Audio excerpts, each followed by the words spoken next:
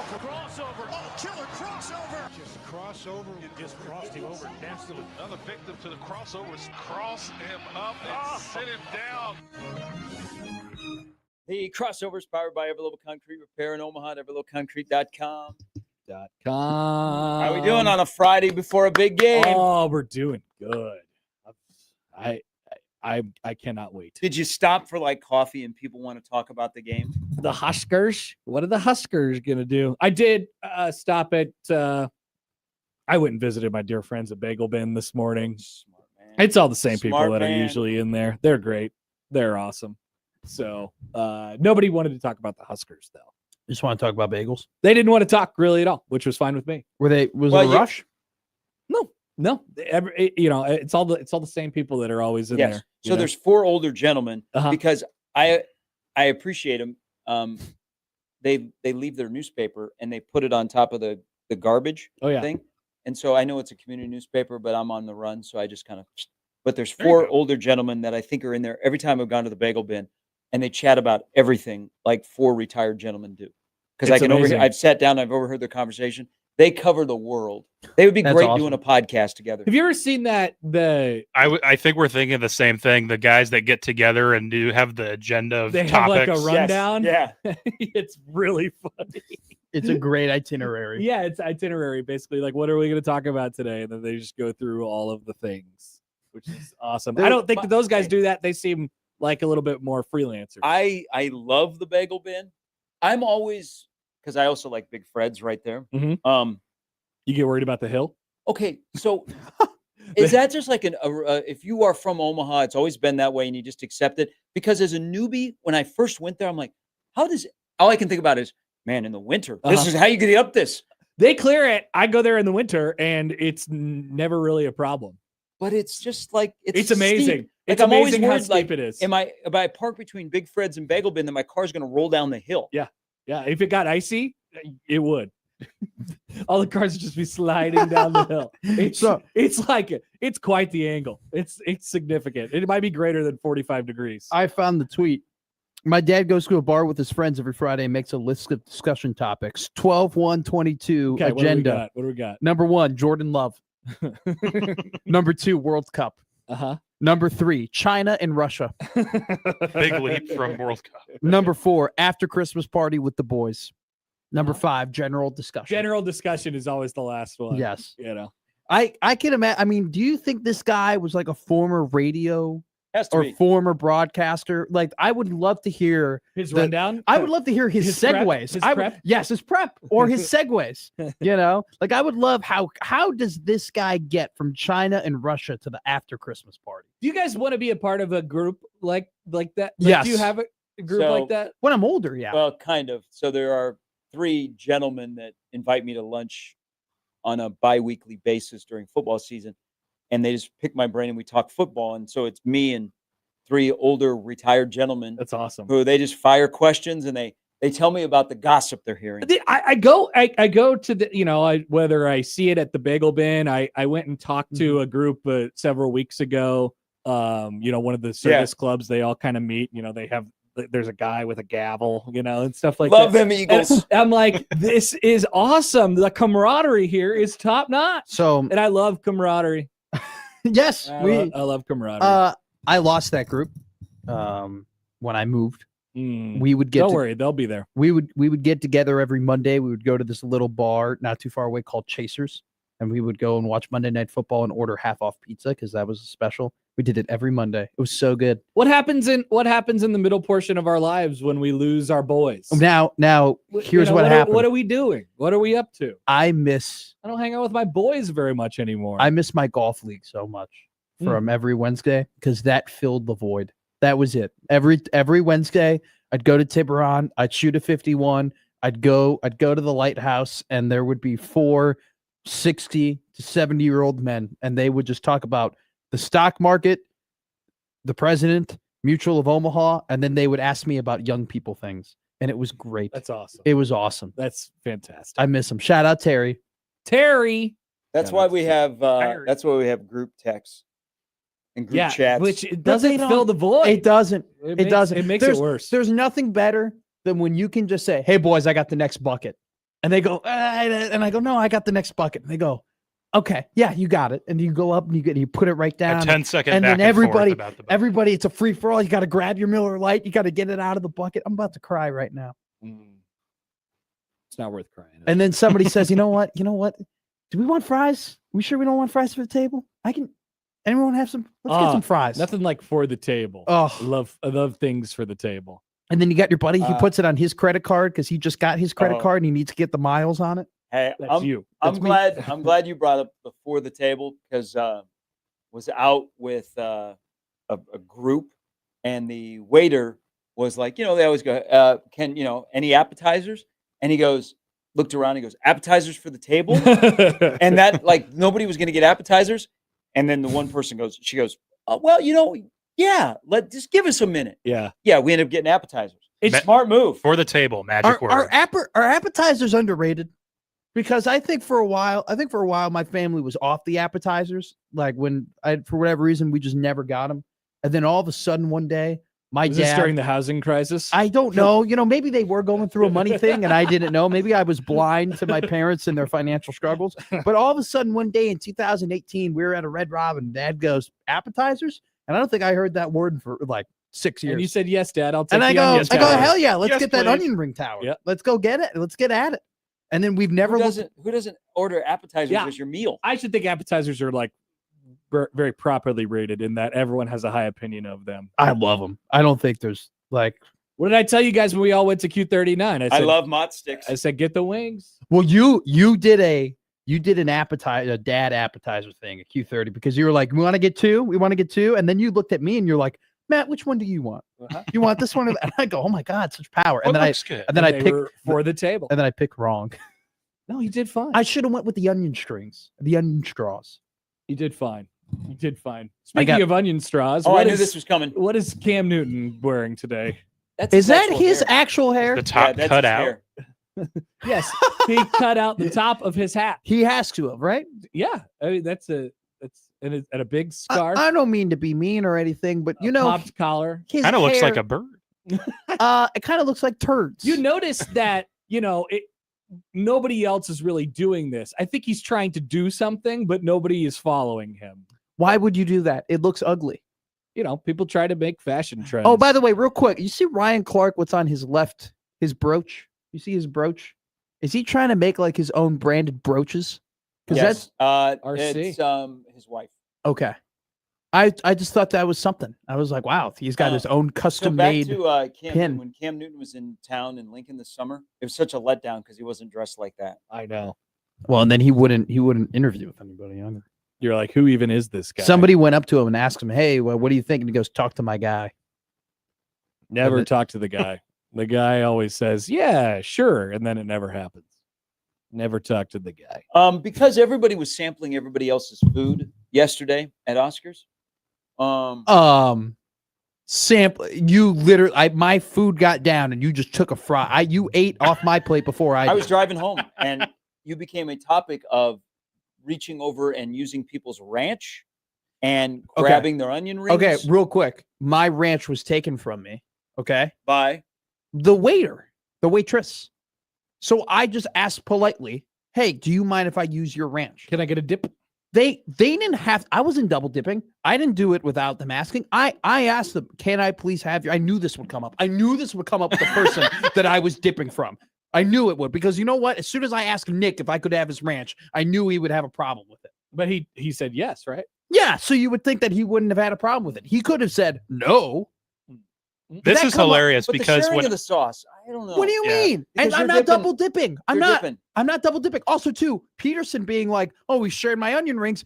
I asked him politely. I go, "Do you mind if I have an onion ring?" He goes, "Yes, you can." And then he offered up the onion rings at the end to me. Yeah, it's whatever. Yeah, that's all. I think Oscars should have one day a week where they have a buffet. Whoa! Bring back the buffet. This is funny to me because the last time I dined in at Oscars, our waiter brought me the most insane amount of ranch for my wings. Like every 10 minutes, he would circle back and say, "Good on ranch? I'll bring some more." Wow! What like, by night's end, we had probably 10 things of ranch on the just table. Just tasting the ranch, they do something to it. It's good ranch. In my ranch rankings, I haven't put it in my ranch rankings, but it would probably be close to the top.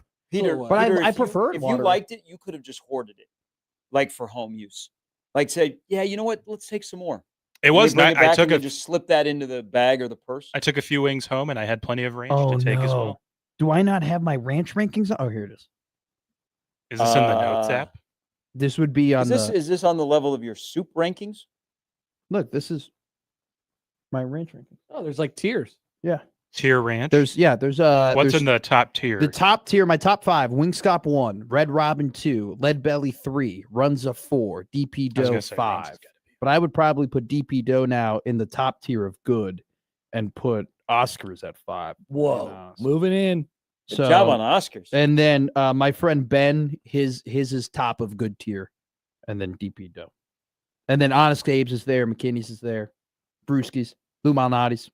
Valentino's is in the mid. I wish I cared more about things like this. Thank you. I just don't. You know what? Thanks, Connor. It's just ranch. I went. I kind of was out on ranch with too many references on a Husker football broadcast. That's Dorothy Lynch. Well, do you know that Nebraska does eat the most ranch in the United States? Oh, I'm sure. Like, no, that's a known thing. Oh, Like, we are the number 1 per capita ranch eating state in America. I don't doubt that in the slightest. I like my ranch. I love this state. You're What? Nebraskan. I am. I have a Nebraska ID. And a cool little thing there. Thank you. Little jacket. I appreciate it. This was Somebody on the YouTube wondered if you took that straight out of Gary's trunk from 1996. No, I went to Once they lost Arizona State, I just got rid of all the clothing. I went to a vintage store in the old market, and they had it there. The And old mark. Yeah, and then I tried buying. They had a cardboard cutout of Larry Bird. Hey, damn, you know you're old when what I do remember that jacket when people wore it is now vintage. I know it's. I think amazing. they said 96. That this is It like is. the 96 season. So Coach Osborne wore a jacket very similar to that. Yeah, Yeah. the stuff that people were wearing like in the 2000s is becoming vintage now. Yeah, Like those weird tiny sunglasses. Yes. People love Whoa, those now. That's a great poll. A lot of people are wearing those now. I know. So how? That's what everyone was wearing in the 2000s when they thought they were cool. Okay. All the So what's the old life- New Jersey Nets stuff is back too. What's the lifespan before you consider something should go to the vintage store? 20 years. That's it. 20. 20? Well, it's not antique. It's vintage. Okay. No, I mean, Like just- antique store, like 40. so what were people wearing in 2005? Toronto Raptors. It was like a really digital time in design. it was- people were doing digital things. See, I Like they were making things look digital. we were here we were at the dawn of 04.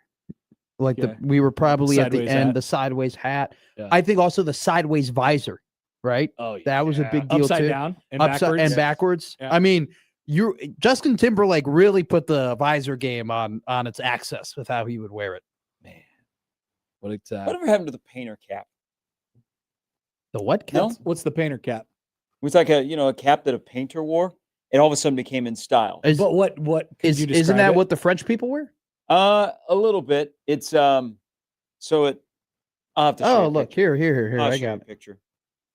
Oh, It- yeah, those are back. It looks similar to the cap that was worn in that one Indiana Jones movie. Yeah. I don't know about that. I don't know anything about any Indiana Jones movies. Okay, yeah, those are kind of back. Yeah, people are. You wearing haven't those. seen Indiana Jones? No, movies? no. I haven't seen any Indiana Joneses. You have what? Why? They're It great. doesn't appeal. I to won't me. shame you. It's okay. Thank you. It does not appeal to me. Like this hat, this one. Yeah, like the hat that Billy Hoyle was wearing in White Men Can't Jump. Yes, that's what it is. Yeah.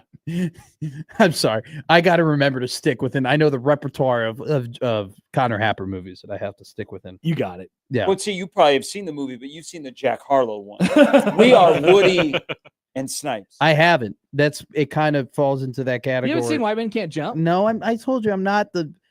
This I doesn't do need to also be need a to still point of watch. contention between me and you, but like the type of movies that you love that you I'm watch. not contentious about it. I just wonder where You you're would at. just like it's on randomly. Like I'm not, like a but lot. those aren't my type. I really don't love. You're not just flipping through the It's channels? a great like once a year. Yeah, For me. I don't want to say that I don't like comedies because there are plenty of comedy movies that I love that I really much enjoy. Shout out Hot Tub Time Machine. But like there are plenty of I'm not like searching for a comedy. Like if a comedy like the Naked Gun thing that came up, like the well, new don't one, worry. White Man Can't Jump will come up.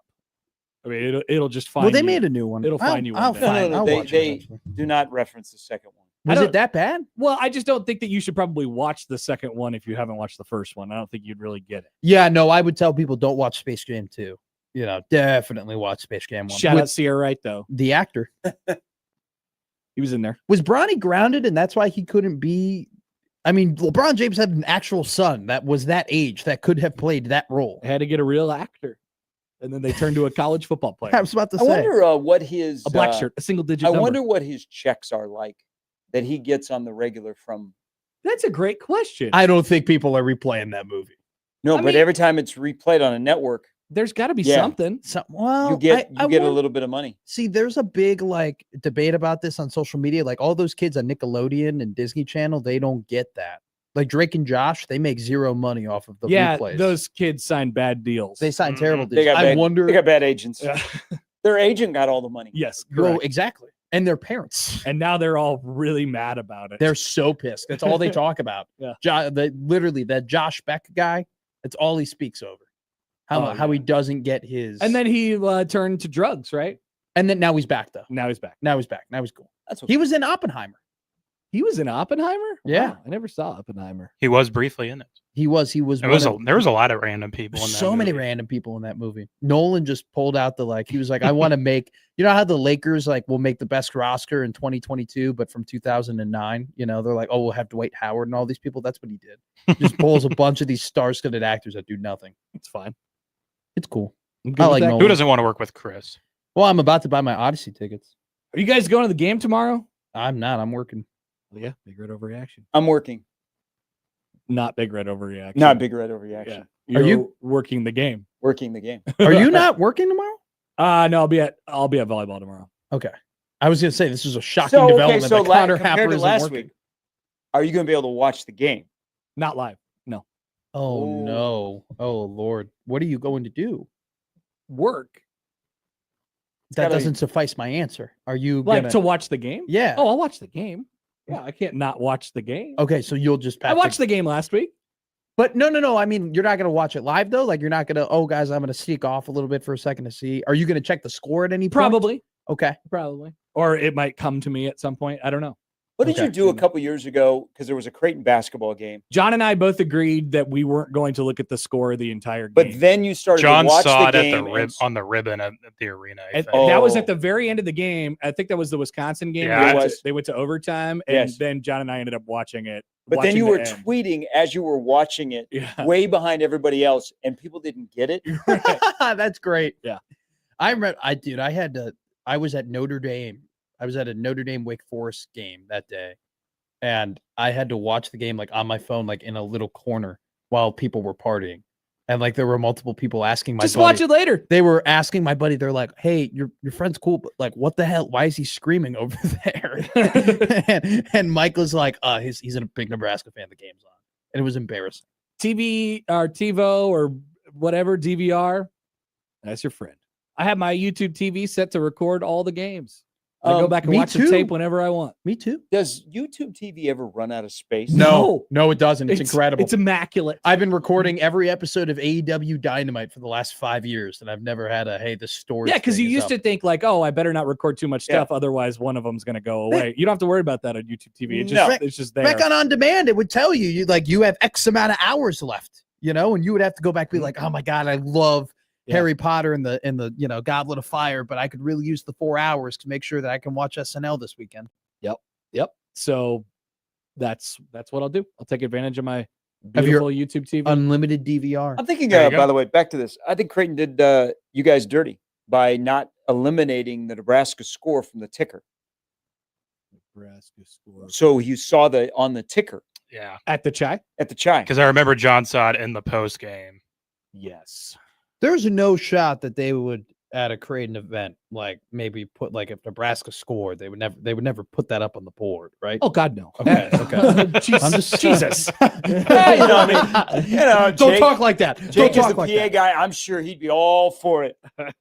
Fans, But please turn your attention to the wait, video board. at a basketball game. Oh hell no! There is definitely like a murmur when something is happening because Sure. people are watching it in the suite level, and If there's you can see TVs the all TV. around. I But love like at the volleyball game tomorrow, I doubt it'll even be noticed or recognized. It's like those people, the 3,000 people who show up for every volleyball game, they don't care about Nebraska football. They are. I love how you turned into Tony Soprano there. You're like, just don't talk like that. Don't talk like that. Jesus. Yeah, Jesus. Yeah, I would not knew do the that. answer. I knew the answer to the question. I just was curious. They would, Just want to throw it not, out. they would not do that. Not every Creighton fan is a Nebraska football fan. In fact, there's a section of the population that is, of course, that there's a lot of crossover. And you find that more at basketball games, but at like the other Creighton sporting events, no, hardly any of those people are Nebraska fans at all. So Nebraska has those, and they're usually just the female sports fans. Yep. Like that just follow volleyball. They don't care about anything women's else. basketball and softball. Yep. There's a lot of crossover with volleyball and women's basketball. Yes. I've found. And I was amazed because a couple weeks ago when I did their soccer game, volleyball was playing at the exact same time. Mm-hmm. But they still got a really good crowd at soccer. There you go. So I don't know. There's enough to go around, I guess. Enough people to go around. I'm excited. Sorry, I'm on my dad just sent me. He just caught another big fish. That's killing it right Did now. he get another figurine from Rudolph the Red-Nosed I know. Reindeer? I sent you that. I had to send Gary the picture. Did you like the picture I sent you? I did. It was sick. I loved it. Your dad's Photoshop skills are really good. Yeah, that's what Gary's saying. My dad is, by the way, covered right now in fish. I'm incredibly jealous. He's just covered in fish. dude. He keeps Jealous? catching these Did he go to absolute Leg of the Woods? monsters. No, he's Is 2 that hours. your go-to upper Midwest Minnesota lake? He's 2 hours down from. He's 2 hours south of Lake of the Woods. Okay. So he's at Mille Lacs. I think he's on Mille Lacs today, but he's no, he did not get another. Well, he already got his other figurine. He got a flat tire though, and then they actually he got a flat tire. They had to get a tow truck company, and they had to move the figurine. The tow truck company had to help him move the figurine from one car to another car. Yeah, you don't want that. No. Actually, 2 figurines. Yeah, so that was funny. You don't want to make it public that you have the. They opened up the trunk. They're like, "Why is Yukon Cornelius and Santa Claus in the back of your car?" I still, yeah. I don't need Fetish. people seeing my stuff. Well, then he puts it out. It's not a fetish, okay? We don't. I gotta kink send shame. you the picture. We don't kink shame. I gotta send you the picture. It's a great picture. Nah. I'm gonna tell you right now, Mike has never been happier in that picture. Okay, there are pictures of him like with his kids when they were born. I haven't seen him smile that big. I think he was smiling bigger in that picture than his own wedding day. People love what they love, man. And And your he dad lo- loves Rudolph. Rudolph the Red-Nosed Reindeer figurines. I do love that movie. I will say that. They got a big The pop season from to it. watch it will be here anytime now. Oh, it's coming. Hey, It's gonna I sneak up. love the first note that was just sent out by Nebraska because we had Verz on. Yes, the field will be loaded tomorrow. That's what Keith Mann just said. Loaded. Please do not go to the field if you don't need to. That's not going to stop anyone from going to the field and taking their dumb selfies. It's Game going day. to be loaded. People are going to go down to the field. Oh, I can't wait for the weekly. This is how many people are here during the pregame. No place like Nebraska. Well, it'll be packed tomorrow because you have the 95 guys who are encouraged to hang out. Yep. Are they gonna be- And they will do a tunnel walk. They will do a tunnel walk. Very similar to last year's Colorado game. I don't know. How about Bud? Why not Bud? Get Bud out there. Get Bud up and moving. They'll keep the suspense up. Could be a surprise. I mean, I mentioned this, and then Verz mentioned it, but he has like 9 belts because boxing is stupid. So he should give 8 of those belts to players and let them run out there with them. Cool. But then what do you do with them when we got to go play the game? They- But you gotta you have keep a belt up- They keep back. them on. you'll have Bud just Intimidation. walking around with 10 belts. Just Maybe wrapped all one around. player could hold every one Well- thing. You got the 9 belts for 9 guys, single digit number guys. You got to have a guy with the American flag. Yeah. Maybe run out the Nebraska flag. The Every 105 guys, everybody's carrying something. yes, everyone has a thing. that they're representing. Maybe this is the next new wave. Are those 8 guys coming out with the Bill Callahan rock? Whoa. Now that would be awesome. They roll the rock out onto the field and they just place it at midfield. They all slap it and they say, "Pound the rock." And then they get run. And then we should tell Rule to do that. Hey, 250. what if you take the Bill Callahan rock and you just put it after the horseshoe? Hit the horseshoe, then hit the rock. That's what it used to be. That's what it used to be. Should do it again. Should bring now it the back. rock is just a nondescript rock. It's we just love a rock. that Michael Bruns tweet. We do. He is up on all things rock. So yeah, I can't wait to hear what it's like down there on Saturday afternoon. I wish this was a night game. It's good that it's CBS, but God, wouldn't it be cool if it was a night game? I mean, it'd be electric. I love the 2:30 kick though. It's good.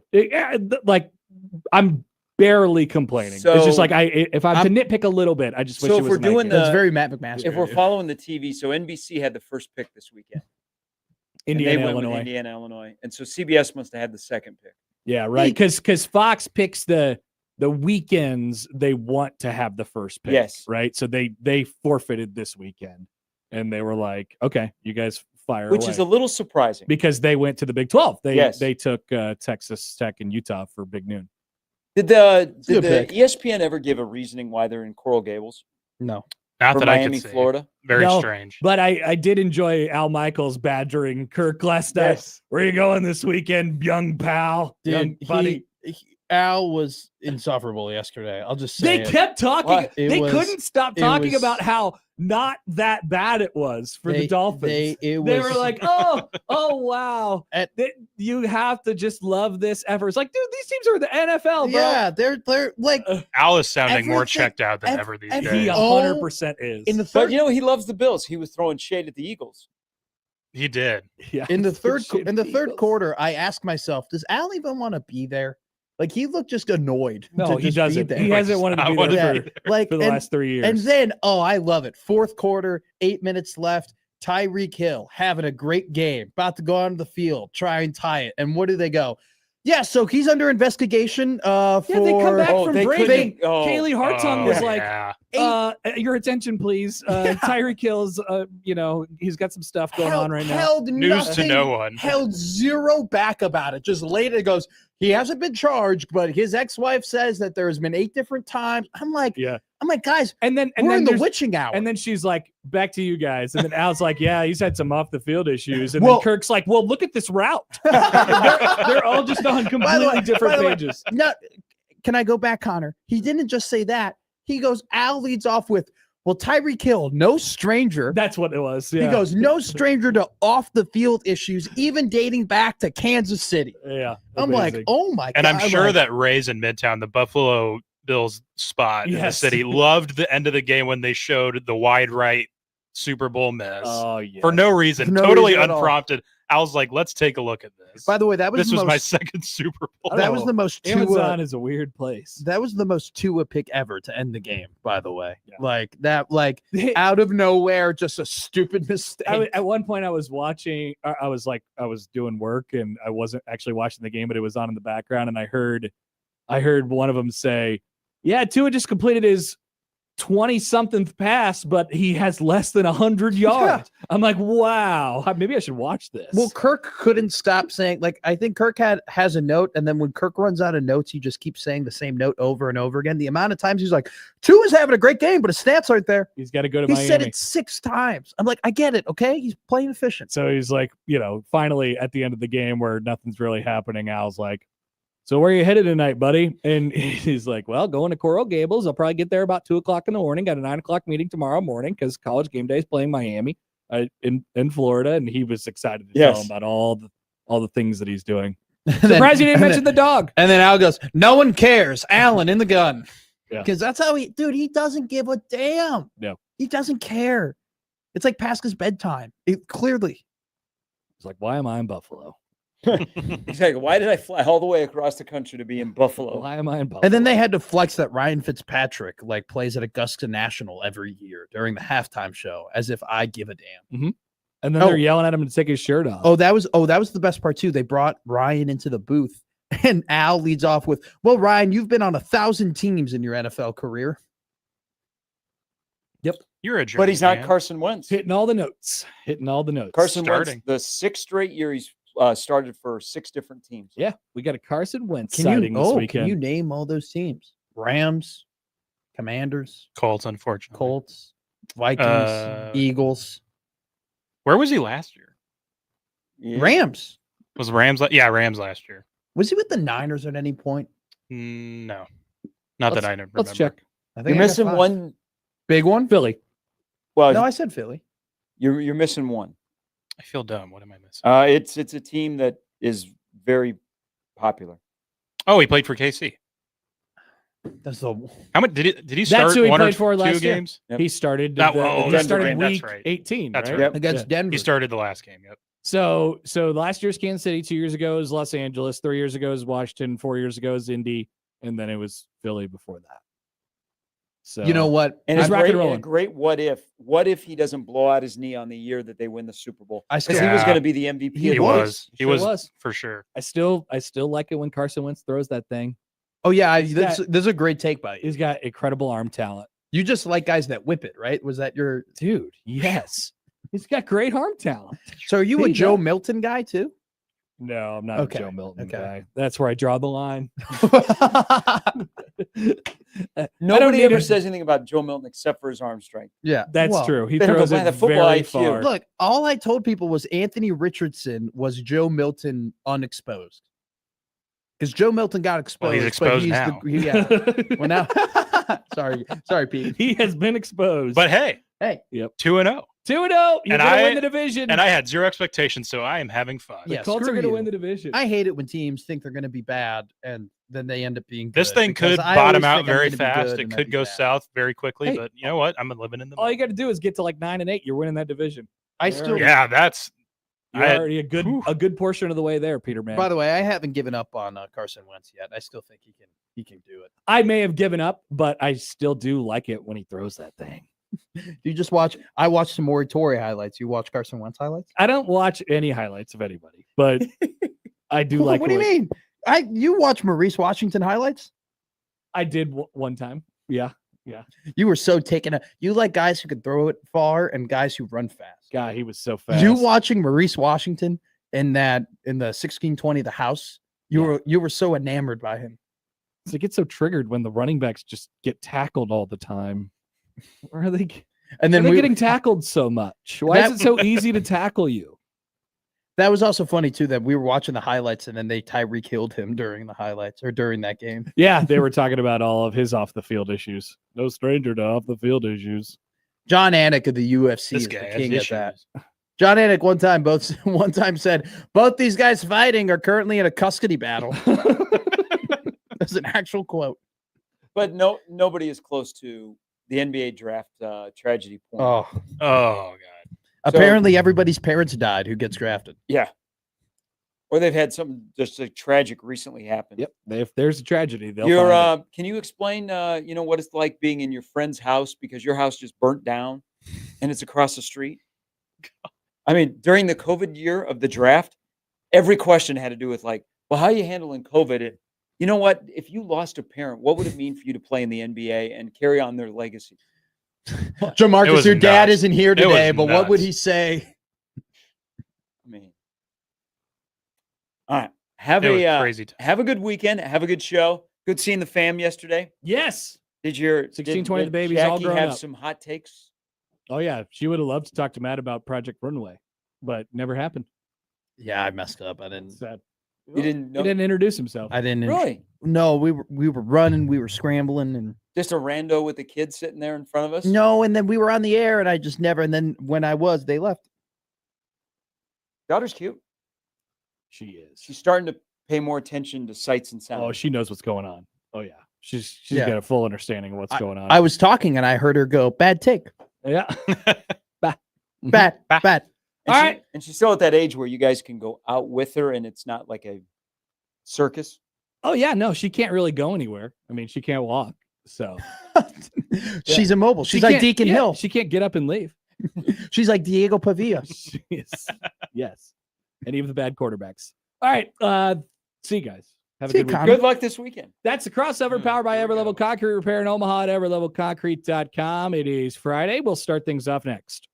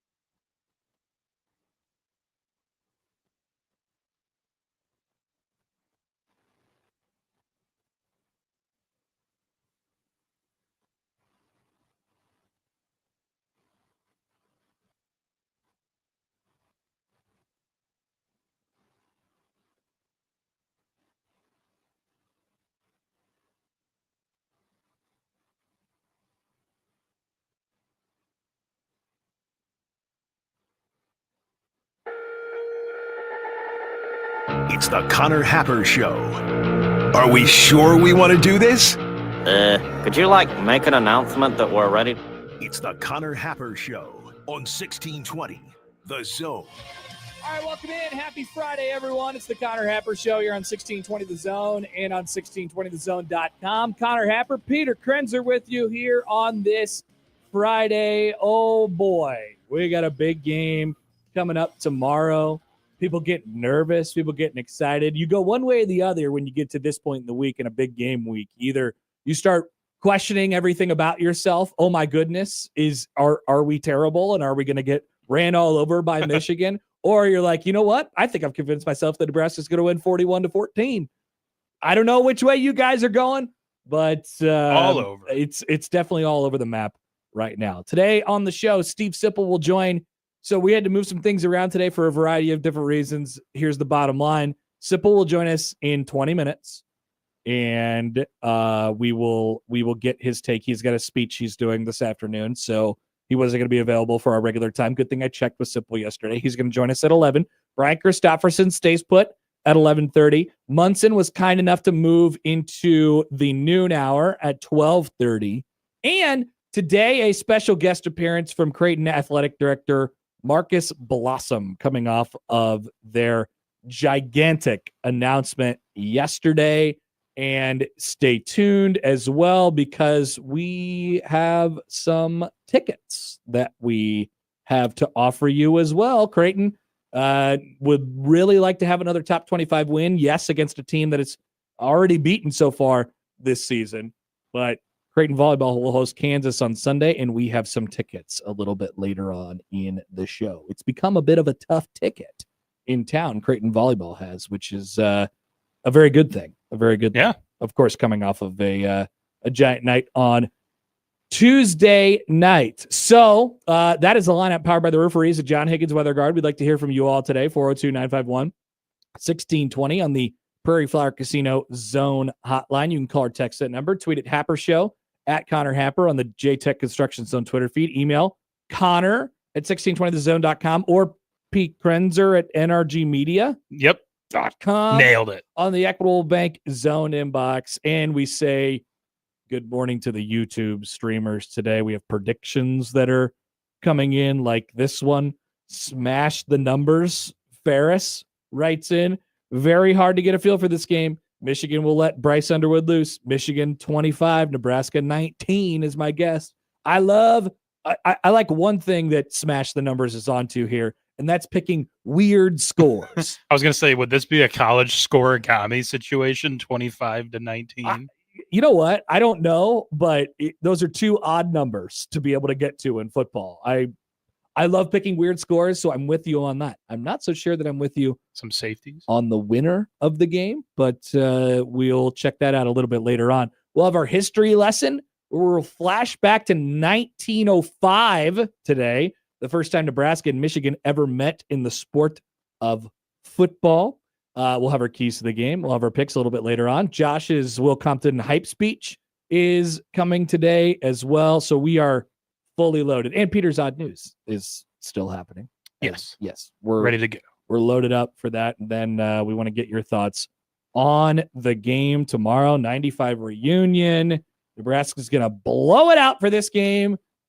They are on the precipice of a big win. Can they find it? The big win that has eluded them over the last decade or so. We will get into it from all angles today. John emails in on the Equitable Bank inbox.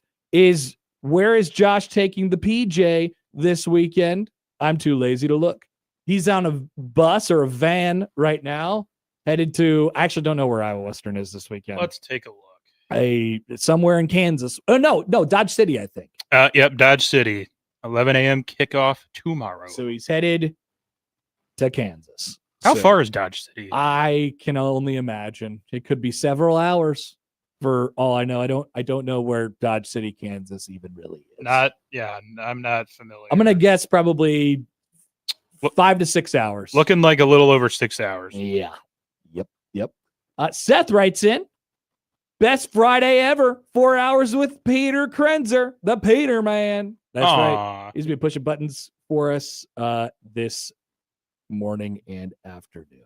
Thanks. Excited that you're here. Big weekend of football coming up, and a big show coming up for you as well. We'll be back and set the scene a little bit before we talk to Sipple coming up on the Connor Happer Show on 1620 The Zone. But first, football, yes, is indeed back, and Underdog is the best place to make picks and win money all season long. That's right, Underdog. You can play right now in the state of Nebraska. It is easy to do so. So easy that I'm doing so right now. If you're watching along with us on the YouTube stream, look, I'm on the Underdog app right now. It's not geofencing me. I'm in the state of Nebraska. Just pick whether your favorite players will go higher or lower on stats like touchdowns, receiving yards, interceptions, more. You could win up to 5,000 times your cash, and you can play as much or as little as you want. You can play with as little as $1. There's even baseball going on for you today and, of course, throughout the weekend as well. How about looking at the Packers and the Browns over the weekend? A couple of them that pop up right away. Josh Jacobs, higher or lower than a half of a rush plus receiving touchdown. That is on there right now. I mean, individual players. Maybe you like to double up on some guys that are on your fantasy team already. Find it on the app, and it's easy to do so. Download it today. Signing up with promo code HAPPER1620, HAPPER1620, to score $50 in bonus funds when you play your first $5. Promo code HAPPER1620. Millions of fans have already won billions making picks on Underdog. Will you be next? Underdog. Make picks. Win money. Must be 19 and over. Present in Nebraska. Terms apply. See assets.underdogfantasy.com/web/play and get terms _DFS_.html for details. Consider with your play. Call 1-800-GAMBLER or visit www.ncpgambling.org.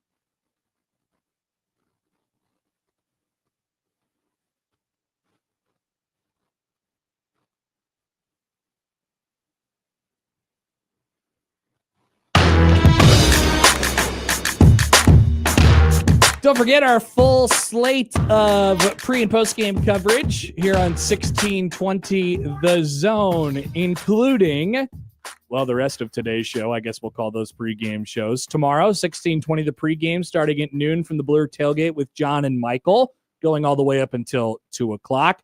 Post-game, Big Red Overreaction. It will be Matt McMaster and Josh Peterson tomorrow afternoon on 1620 The Zone and 1019 The Keg, probably starting at about 5:30 or 6. And Sunday morning, Severe Reaction from 8 to 10. Are you producing that joint this week, Peterman, or is this a Joey joint? I think it might be a Joey joint this week, but I will be here tomorrow night for the overreaction. Oh, there will be things to overreact to. So Severe Reaction on Sunday, brought to you by Equitable Bank and Nebraska Medicine. And, of course, Big Red Overreaction brought to you by Equitable Bank, No Name Nutrition, Jay Stinnett, Contracting, Dingman's Collision Center and Mechanical Repair, Prairie Flower Casino, and Peerless Energy Systems. So stay with us all weekend. We'll have a lot of stuff on 1620 The Zone and, of course, 1019 The Keg as well. 1620 The Pregame, also on 1019 The Keg, if I didn't mention that one already. So, setting the scene a little bit for this one, we got a text from before, from the 402. Seems as though everyone is talking about how this is going to be a breakthrough game for either Underwood or Raiola. Curious who you think's breakthrough, or if neither breaks through. If neither break through, how does the game look? Personally, if neither break through, I think that kind of means Michigan has no trouble on the ground and doesn't need to use Underwood's arm. Yeah, I mean, I guess it's hard to know without knowing how the game actually looks. But I do envision this. I think Michigan will try to come out and run it, keep it on the ground a little bit, and we'll see what Nebraska throws at them early. And I think Underwood will probably get his yards on the ground. If Nebraska can get them into a spot where they're sort of making Underwood run like designed, drawn up quarterback runs on a pretty consistent level, I think Nebraska will have done a good majority of their job. And then they just have to, of course, get him down and tackle him. For Raiola, it's a little bit, obviously it's more one-dimensional. He's just more of a one-dimensional player than Bryce Underwood is. And so, I think I think you will see Nebraska's offense generally stay on pace. And like I've been saying throughout the week, maybe it'll be a little bit more difficult for them to run the ball. And so I think my guess would be that ball ends up in Dylan's hands a lot. And so maybe if there's a breakout that's not Dylan Raiola or Bryce Underwood in this game, and it's on the Nebraska side, it's either someone from the defense or one of those wide receivers. Isaiah Hunter, Ja'Cory Barney, Dane Key, all have flashed really great things through the first 3 games of the season. I think Nebraska has a bunch of confidence in those guys, and I do think Nebraska has an advantage on the edges in this game. We'll talk about the keys a little bit later on, but that will certainly come up. I think there is a pretty clear difference with those guys being able to get open, and obviously Nebraska's offense is generally more steady and more, fluid at this point. Last year was sort of choppy, especially at this point in the year. So I think you got some fluidity on the offensive side of the ball, and Nebraska will use those wide receivers. So if there's anybody else that breaks out, and maybe it's Dane Key, maybe it's Isaiah Hunter making a big play, but all 3 of those guys are really, really good. But that's a good way to put it. And it'll be really interesting to see. There's going to be quite the chess match with who each side thinks can beat them and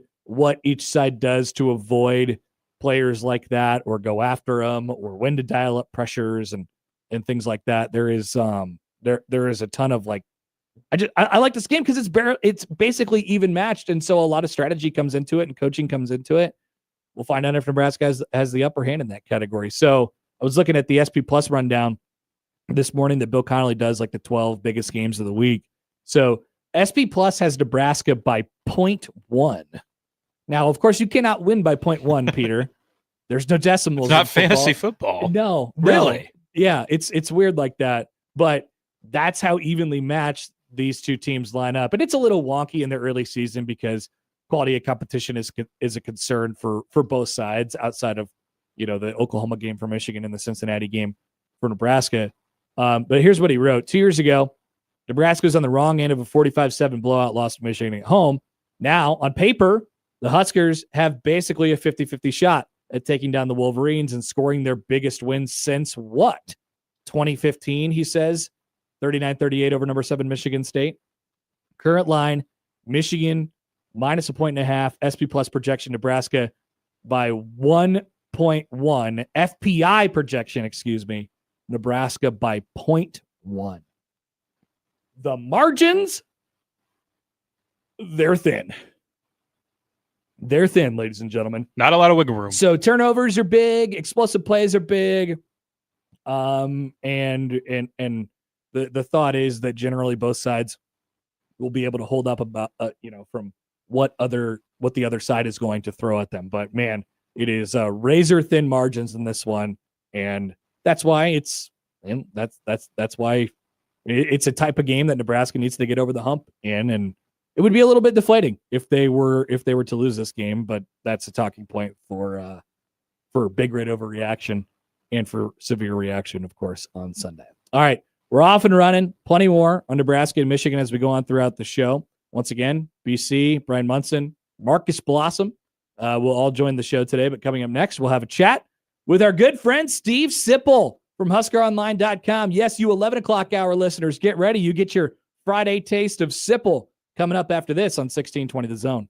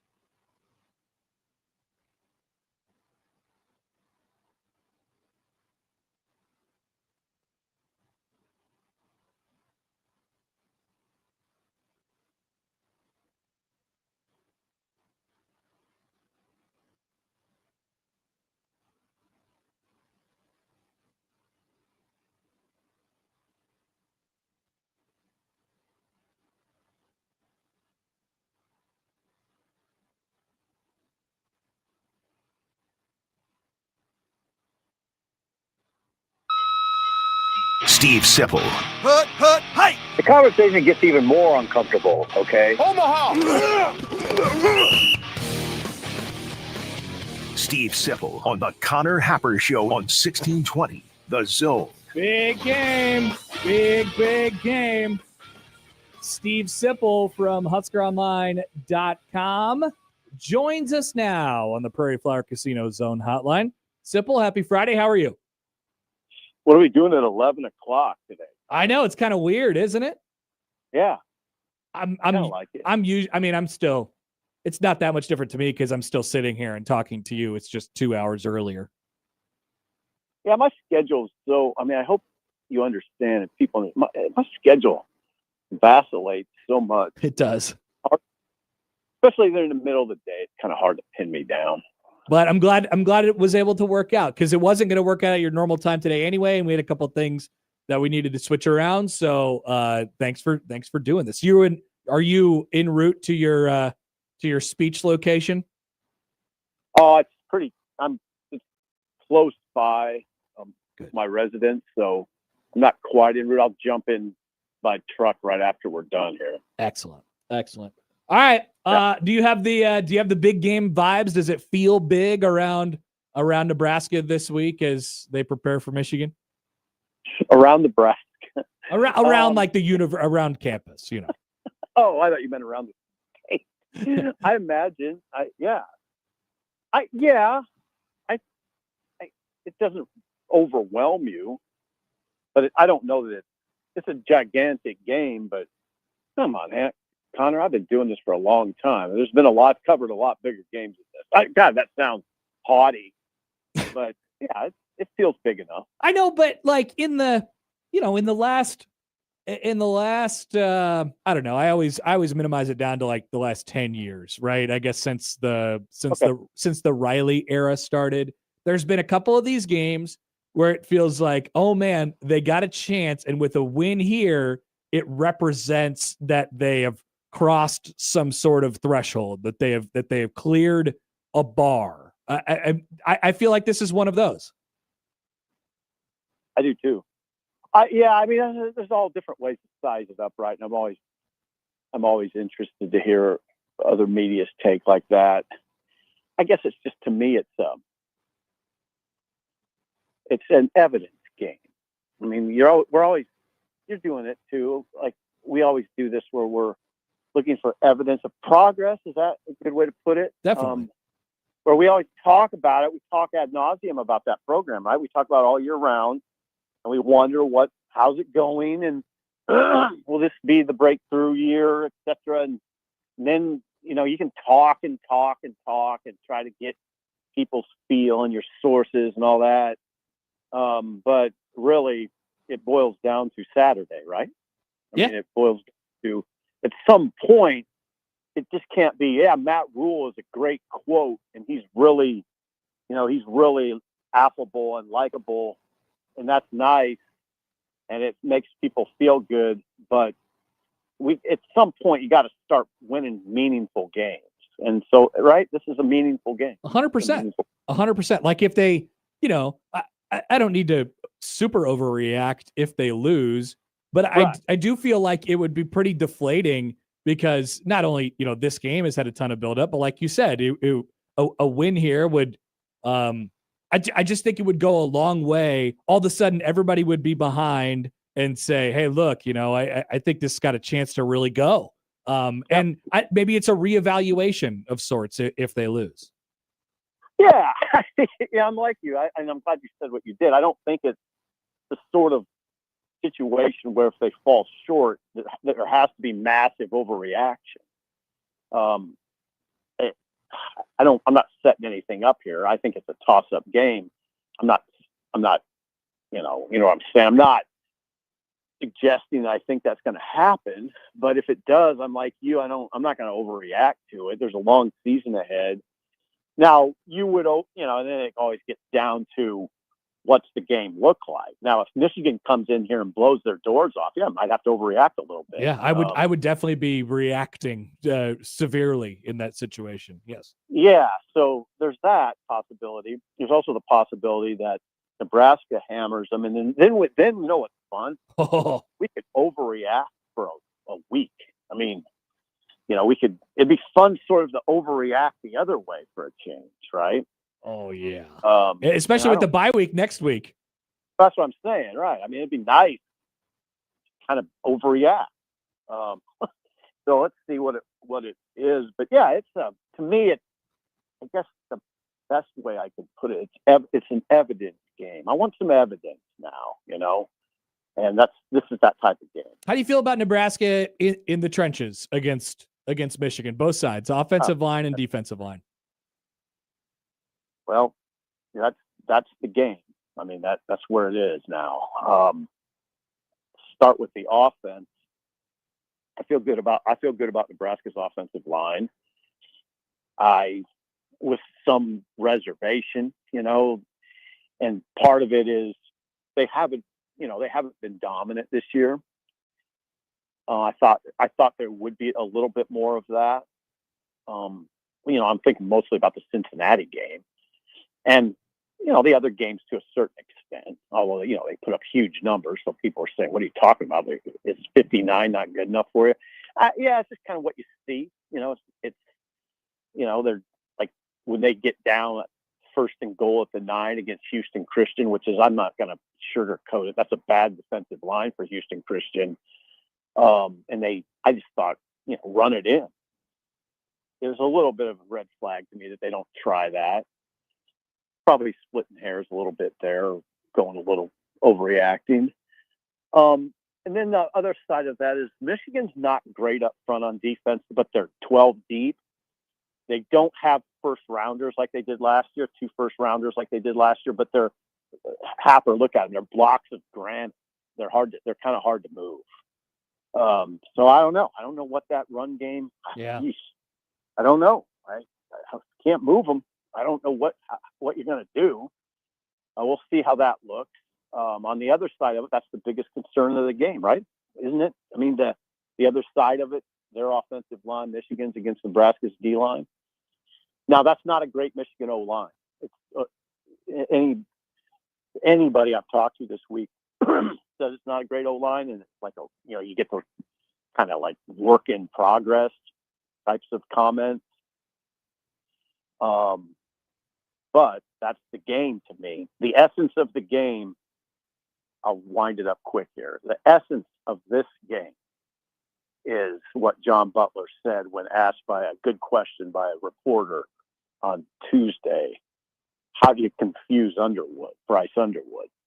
Well, the essence of that is you don't really get a chance if you don't control the line of scrimmage. If they're in second 4, if they're in third and short, or if they're not even in third down, then you don't even get a chance to try to rattle Underwood by painting different pictures in the backfield or bringing blitzes that he hasn't seen. You got to give yourself a chance, right? And so I think the key guy is number 22. It's Justice Haynes and their offensive line. That's the key to me. You know how it is, Happer. You sit up there and watch those games. If the line of scrimmage is moving in Michigan, Michigan is asserting itself in that regard, and the line of scrimmage is moving, and it's 2nd and 5, and 2nd and 4. Nebraska can still win, but then the conversation gets complicated at that point. Yeah, I mean, it's that is absolutely the key, and I wonder, what Nebraska, because they're just a little bit smaller on the defensive front, and you're facing a team that's gonna probably run it. Michigan, they've been interesting through the first 3 games of the season, trying to figure out what they are around Underwood and how they can sort of use him the best. I don't know. I would imagine, Sipple, that they just come out and run it right at you, and then go, if you need to go to plan B, then go to plan B. But you're right, Nebraska's got to stop plan A first. That's the first thing. Right, and now here's the good news. I don't think they feel really good about their plan B because their receivers aren't great. They don't have that. They don't have guys that are going to. Well, the other layer. There's another layer that we should address. The other layer is if you get Underwood in those desirable situations, third and medium, third and long, then he is thrown into the strength of your team, the secondary. And I would almost include the linebackers in that group a little bit. But then you're really in a favorable situation if you're making that guy throw into Sierra Wright and Malcolm and those guys, Andrew Marshall. They can do some damage now. So picks, turnovers. So that's what it is. And I don't think their receivers are ordinary, Connor. Yeah. They shouldn't beat the deep too. Yeah, they might. Somebody might slip past you, but I don't think you got to worry about it consistently. I've been asking people this all week, and I sort of, I talked about it quite a bit over the last couple of days. Let's say Nebraska's in a situation where they got to go down, they need a touchdown, but time constraints aren't necessarily an issue late in the game. You got 5 minutes or whatever, or 6 minutes. You need to it's a big touchdown scoring drive that you need. Where does Nebraska decide that it can get its yards in that situation? Does it all go on the right shoulder of Dylan Raiola and those wide receivers, or do you feel like they'll be able to make some hay on the ground? Can you say the situation again? What's the situation? I'm just thinking it's sort of a static, like you need a touchdown later in the game, but there's no like time constraints. It's absolutely on Dylan's shoulders. Absolutely. If you want to narrow it down from there, it's probably Dylan. It's Dylan, and I go in order: Dane Keene, Isaiah Hunter, Ja'Cory Barney, and then maybe Lyndon Myers right in there too. Those are the guys right there. That's it. That's my absolute answer in that situation. Need a touchdown late? It's Dylan, and you might be able to get. You know what? Depending on how they're playing, if they're sending guys upfield, blitzing a lot, you can. Then I know people hate to hear it. The Emmett in the screen game could be really important. No, seriously, Sipple, that's huge because we remember that game in 2021. They killed him with the screen game with as you like to call him, Ramir Johnson all night long. They had a couple big plays on that. Like they are going to bring pressure, and Nebraska just has to dial up those things the right moment. So we're not talking much about Emmett this week. He's got to be good enough, but could make a difference in the short passing game for sure. Oh, he could be big in that, and if he can just do what he did against Cincinnati, because it's not just Emmett. If they can get, if he goes 25 for 110, that might be enough. I agree. I don't even think he needs 100. Just keep him honest, right? Just scare me with that, but yeah, you don't want to go too. You got to do some damage. Yeah. By the way, are there some crows that are trying to grab at your lunch or something like that going on right now? Is there some what? Crows. I hear some birds that are. Oh, I'm out in the yard, so I didn't hear any crow. That's interesting. I don't know if it was a crow. It was like a, kind of one of those. Oh, if you saw this scene, I should just take a picture and send it to you. Please do. We're deep. Our house is deep in the wilderness, kind of.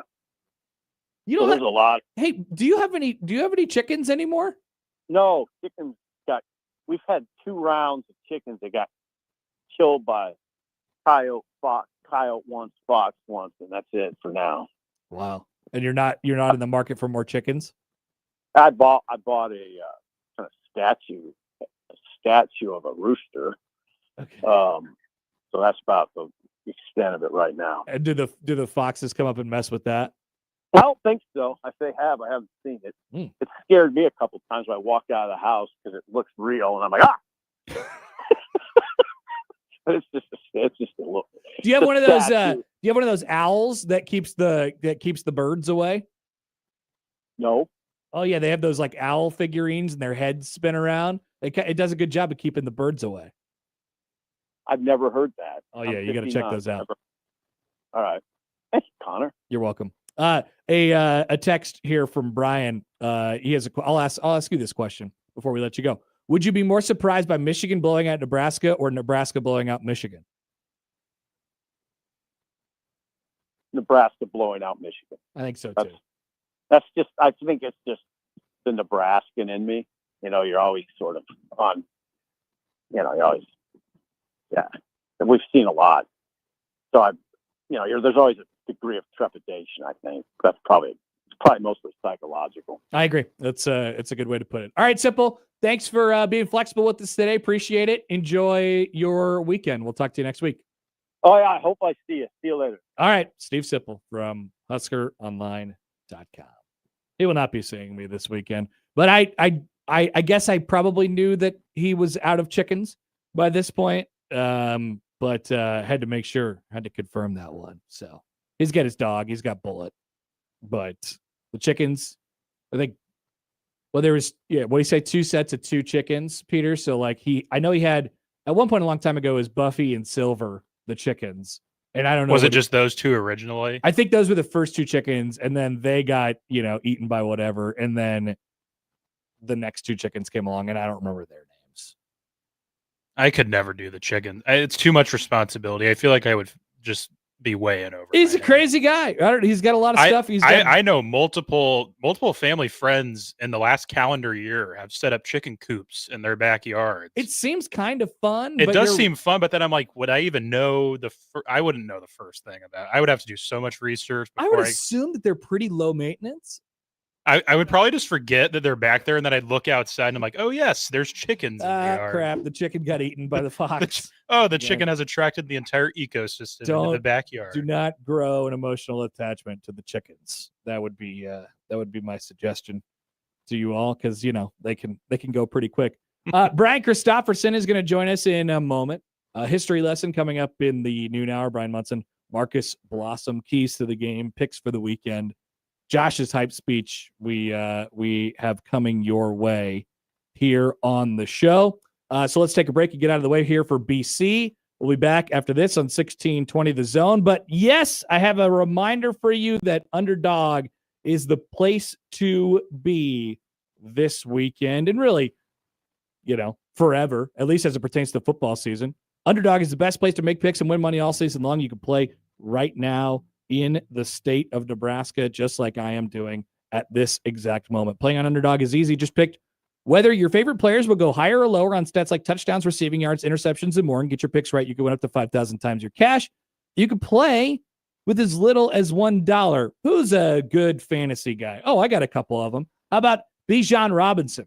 Higher or lower than 82.5 rushing yards this Sunday at Carolina. CeeDee Lamb was a top 5 pick in most people's drafts this year. Some people are calling him the volume merchant at this point. 79.5 receiving yards, higher or lower against the Bears Sunday afternoon at 3:30. Those are just a couple of the options. Saquon Barkley, Jordan Love. Look at that. I'm looking at all of it right now.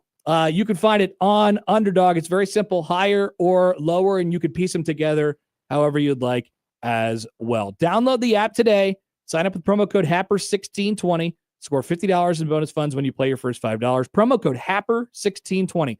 Millions of fans have already won billions making picks on Underdog. Will you be next? Underdog. Make picks, win money. Must be 19 plus and present in Nebraska. Terms apply. See assets.underdogfantasy.com/web/play and get terms _DFS_.html for details.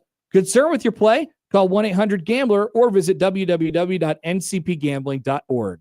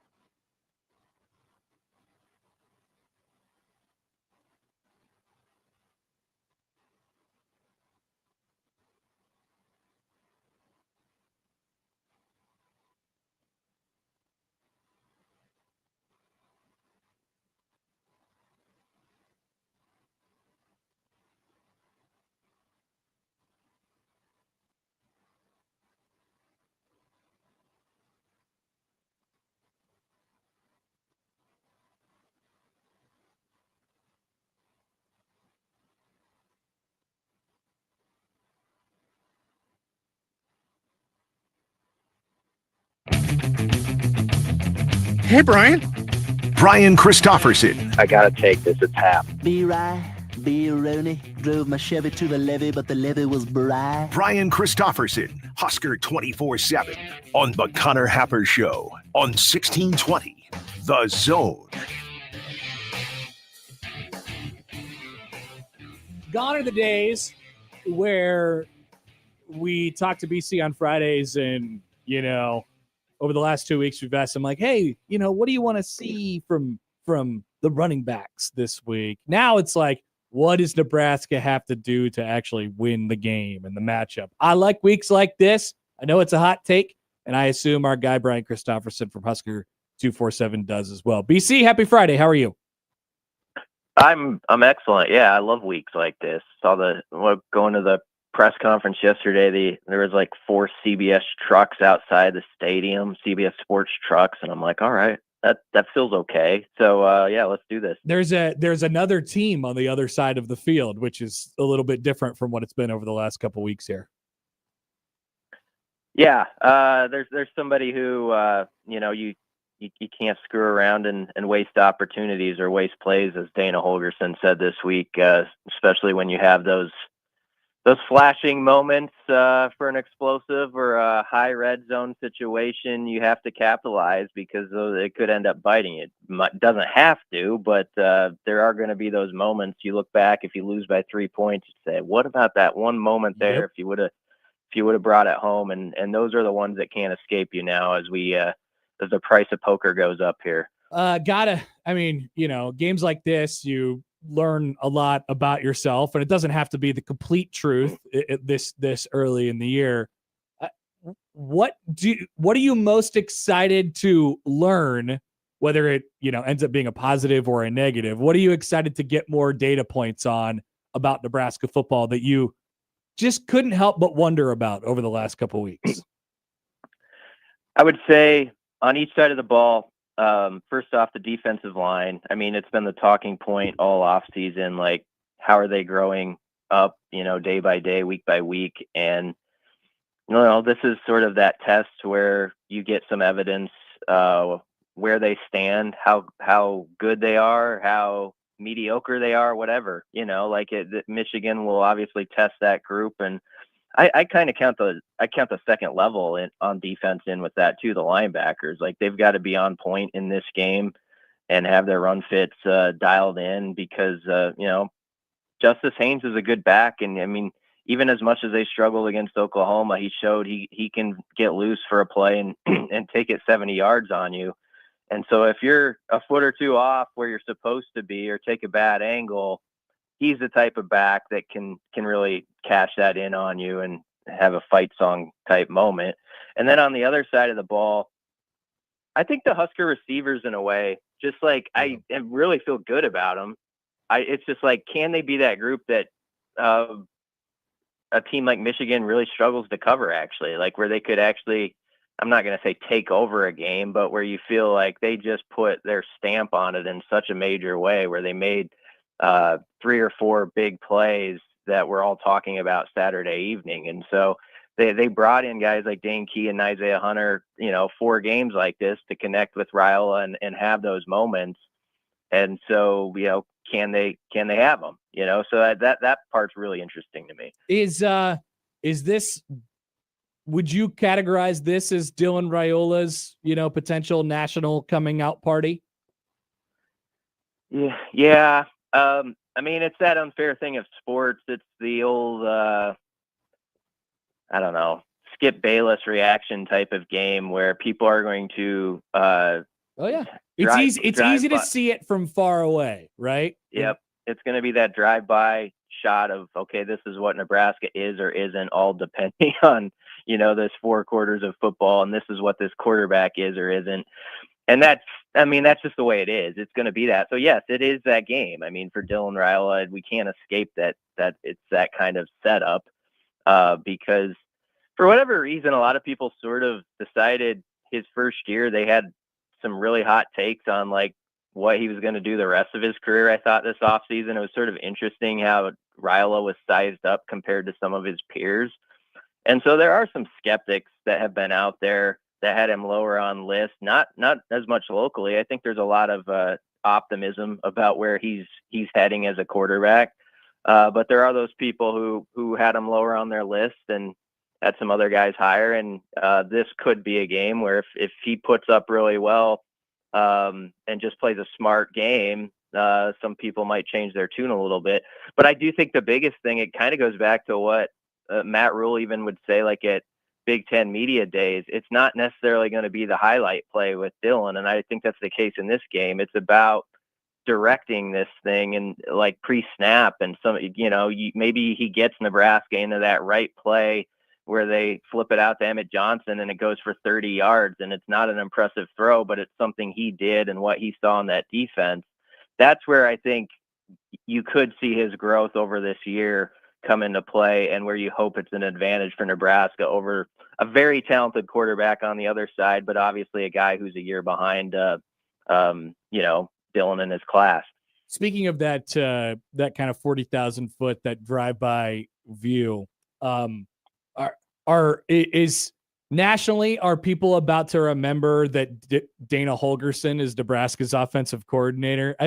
That was such a storyline, those two, him and Raiola, the connection, and that's a lot of people's source of confidence from before the season started, and it's been a really good start, but this is the type of game where those two guys, that power combo really, really, I think, shows up. I wonder what the sort of reaction will be either during or after this game of like, well, yeah, they got an offense because they got that quarterback and then they got a mastermind running it.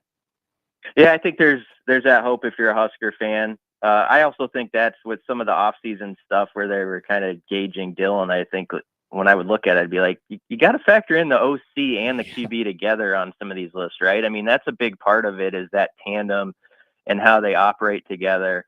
And it feels like that's a really good marriage, and it's been so. But, those guys know it too. This is where you prove that. Like you show it or you don't in these type of games. Obviously, Dana's an extremely accomplished coach, and there are probably some people, honestly, who don't pay attention to Nebraska football all the time that forgot he's running the offense. And so there will be that reminder, and especially if you play well. Obviously, on the other side, you're going to get thrown a lot of different looks from Wink Martindale, who's an accomplished coach in his own right, where sometimes they're coming, sometimes they're not, and they're going to try to mess with Dylan's head a lot. So it's the ultimate chess match in a way between two really good coordinators with gifted athletes on both sides, and also that really intriguing layer of, there's a quarterback now who's had a year to really study this game at this level and see what it takes.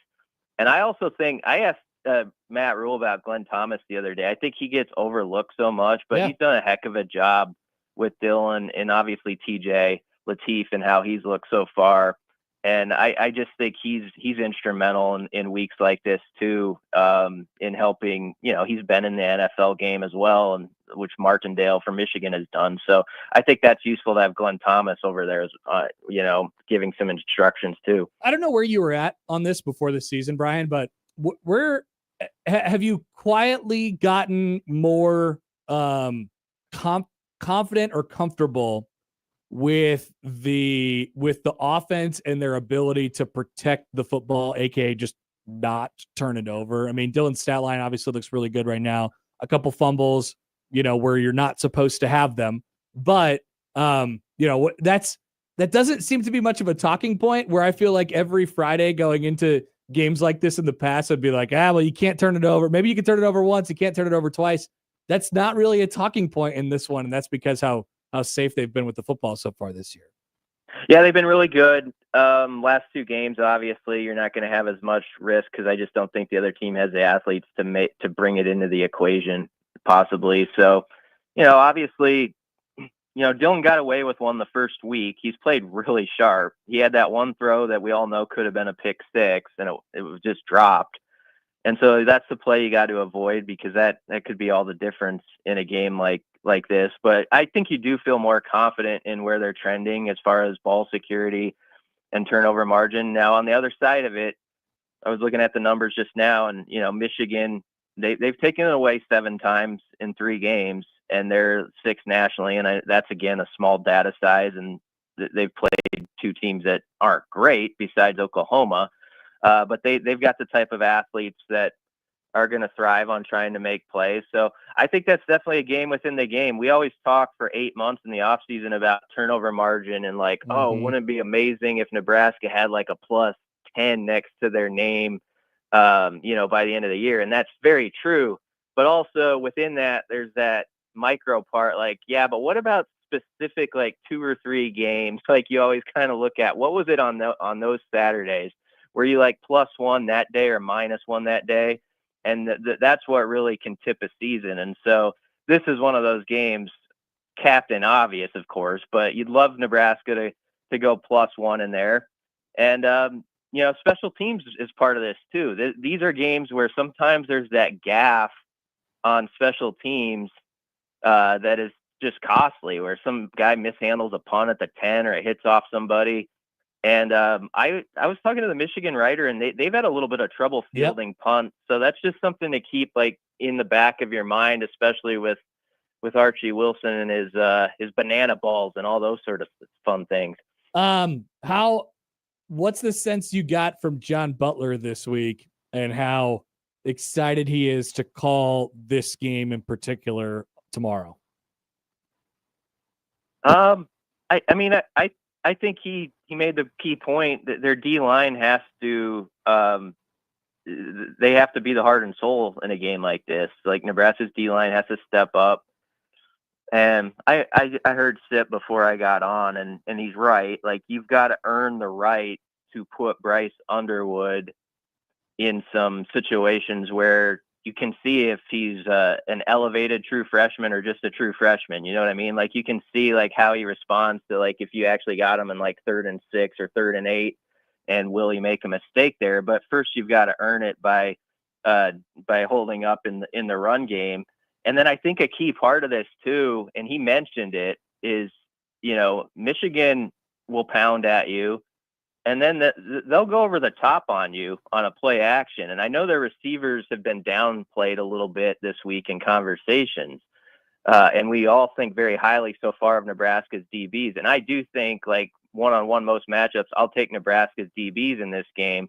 But it somewhat comes to a mental part where, like, do you not get suckered in where you have so many guys in the box and you just like let a guy slip by you and it's wide open for a 50-yard play, that sort of thing that happens to you. So that's going to be a real key, I think, for Nebraska, is that you are able to just stay so focused for 4 quarters that you don't have that explosive sort of ruin your day where you just give them a layup. Do you have a prediction before we let you go? I picked Michigan before the season. I am picking Nebraska this week. I look, just kind of going through the matchups. I put a plus next to Nebraska, like 1 or 2 more spots than Michigan. Mm-hmm. And I like the extra year of QB experience. I like the home field advantage. I think that's maybe been undersold this week. I know it's not a night game. One of the loudest games I ever heard in that stadium was a 2:30 game last time Nebraska beat a ranked opponent, by the way, against Oregon in 2016. And so I think the crowd has a chance to affect this game dramatically. I'll say Nebraska 24-22 in a tight one, which would, of course, make them 3-0 now in 1-score games if they were able to pull that off. And so maybe they can start to flip some of these narratives. Changing the narrative a little bit. All right, Brian, enjoy. Have a great weekend. We'll talk to you next week.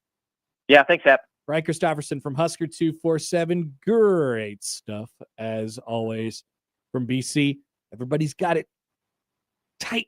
There, another thing that I've seen this week. So M. Bigley writes it. He says, "LOL, Oregon 2016," and Lane's like, "Oh, Oregon. Oh, how good was Oregon that year? They sucked. Everyone knew that after the season ended, but nobody cared at the time. It's not that.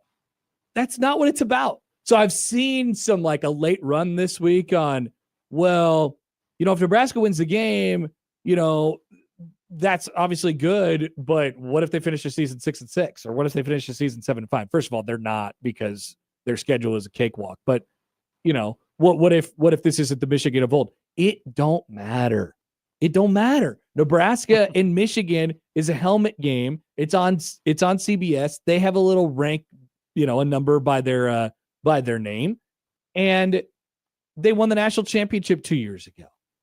Like, it's about what it means for Nebraska. It's about the infusion of confidence that you get for breeding a program like that. A program that came in here 2 years ago and beat the absolute brakes off you. It's a measuring stick game. It's a barometer game. I've heard so many different superlatives used as to what this game is. It's a blank game. It's a truth game, right? What are you? What's the truth?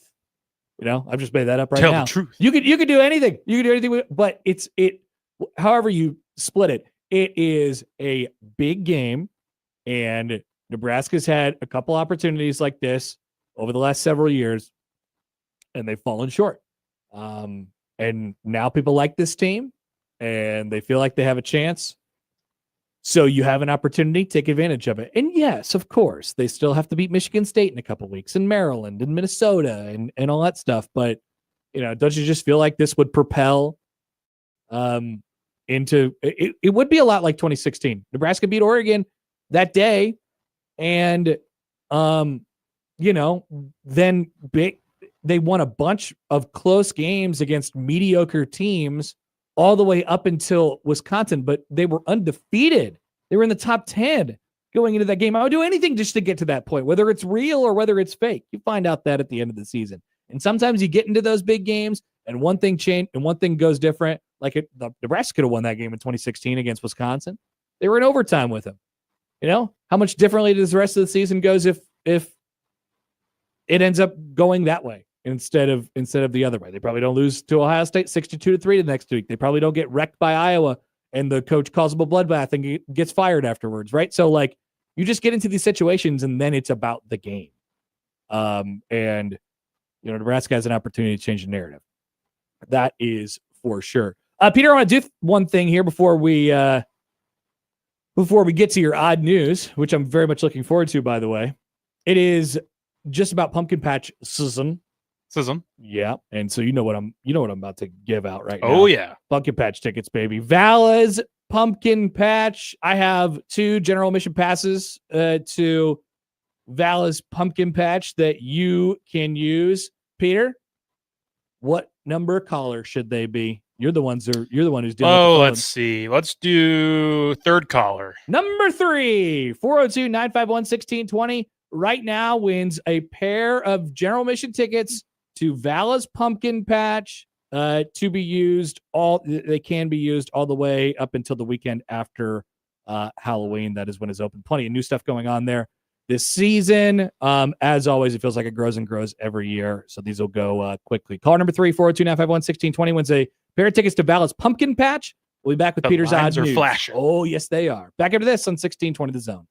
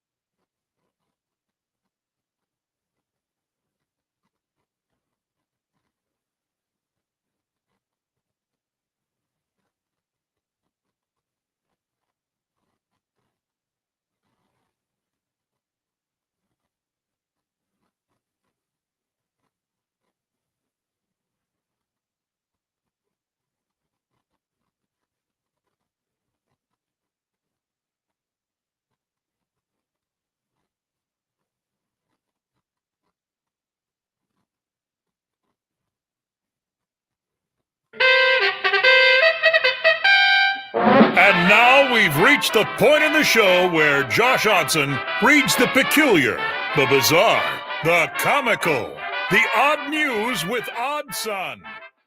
Odd news, Oddson. See what we did there? The odd news with Oddson.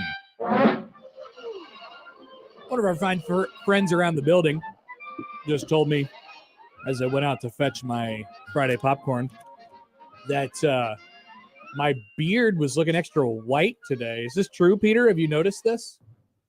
Honestly, didn't even think to say anything. I'm not offended one way or the other because I don't care. I don't care whether my beard is white at all. I should think it's kind of cool that there's some different stuff going on in there.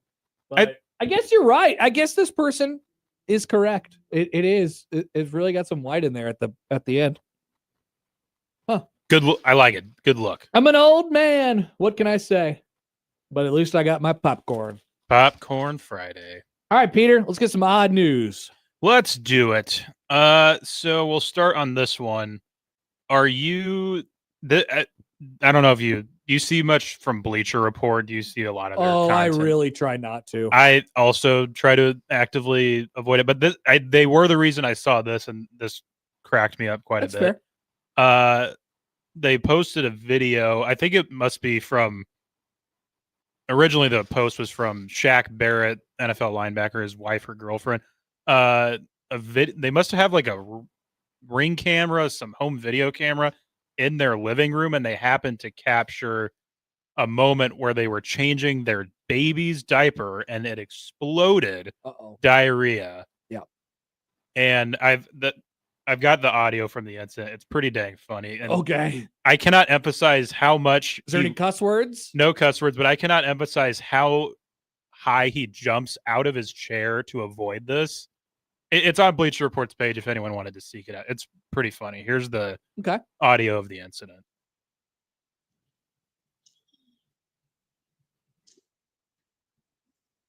Is that a cough? That was Sheriff laugh. Oh, no. And this is his wife laugh.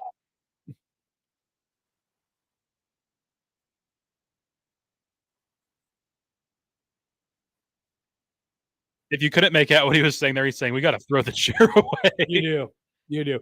That's one of the things that happens when you have a kid. You just start throwing stuff away. I was going to say, is that something that's happening with you at your household? You just have to throw items out? Various items of clothing. I mean, the kid doesn't, she doesn't wear them for very long anyway because, this thing about babies, they grow pretty fast. So, they poop all over them. And you're like, do I really want to go through the pain and suffering of cleaning all the poop out of this stuff, or should we just throw it in the garbage can? Some of the stuff just gets thrown in the garbage can. And sometimes that's the best way to do it. Sometimes it's the best way to do it. I haven't had it happen yet where it's like an active situation as the diaper is opening. Yeah. I guess my kid just has really good timing, I suppose, but she's mastered it. There's been some messes in there that that's the way it goes. Nobody can prepare you. It's really just on the spot. That's the whole thing with parenting anyway. You just I don't know what I'm doing. You just do it, and you figure out what works the best after, and there it is. So for them, it's throw the chair away. That's the way it has to go. Get rid of the chair. Yeah. So last night, the Fever, with what seems to be their entire roster injured. Yes. Including Caitlin Clark. And we will get to that thing, just not right now. She is involved in this, but I couldn't even make out the player that was down at the time, but in the third quarter of their playoff win last night, they miraculously somehow won this series. They started down 0-1, and the WNBA, it's a best of 3, so they won 2 in a row with a very depleted roster. Player down for the Fever, players coming off the bench, including Caitlin, Sophie Cunningham, I think a couple others, got to about half court before being stopped by the on-court police officer, and very clearly she gestures shoo, back to your bench. It was so weird. It was very bizarre because I couldn't tell if the officer knew that they were on the team. They were wearing street clothes, but they were wearing branded stuff. there must be a pretty, I mean, I guess it makes sense, but it looks like there's a pretty stringent, like, we can't have any players spilling onto the court at all. But, you rarely see cops get involved in that. It's usually like team personnel, like, hey, get back. You might get a, and she was like really might get a technical enthusiastic about getting back from and they half were, court. it's not like it was just those two from what I saw, Caitlin Clark and Sophie Cunningham. And they were just like slowly walking from the far bench area to the player who was injured underneath the other basket. Yeah. And it wasn't like they were sprinting out there or anything like that. No. It obviously didn't look like they were trying to cause any problems. And all of a sudden the cop comes in, and I think it was a female cop. And she was like, just get back, get back, get back, Yeah. get back. Like, what is going on? And Sophie did not want to leave. She was kind of standing pat. And what an odd strange situation. I admittedly, I don't know the full. Maybe there's a full story on that. I don't know it. I'm but waiting it was for something to come out. odd at some video. Point. But that also led me to like look into that, because when I was looking for more angles of what happened, I found like full videos of the arena they were in. What is that arena? It looked like a convention center. It was the weirdest arena I've ever seen. Just for the record, that was, once again, as Peter said, that was not the Caitlin Clark. It was not. We'll get to that at some point. We'll end on this. So, saw this report coming out that Wofford men's basketball had 6 players that were declared to be receiving impermissible benefits ranging from $84 to $108 of meal plan, basically like a meal plan at their school. They were using it to get food, and it was just a miscommunication between head coach, players, but it led to the dismissal of their head coach and one of their assistants, and 6 of these players getting suspended.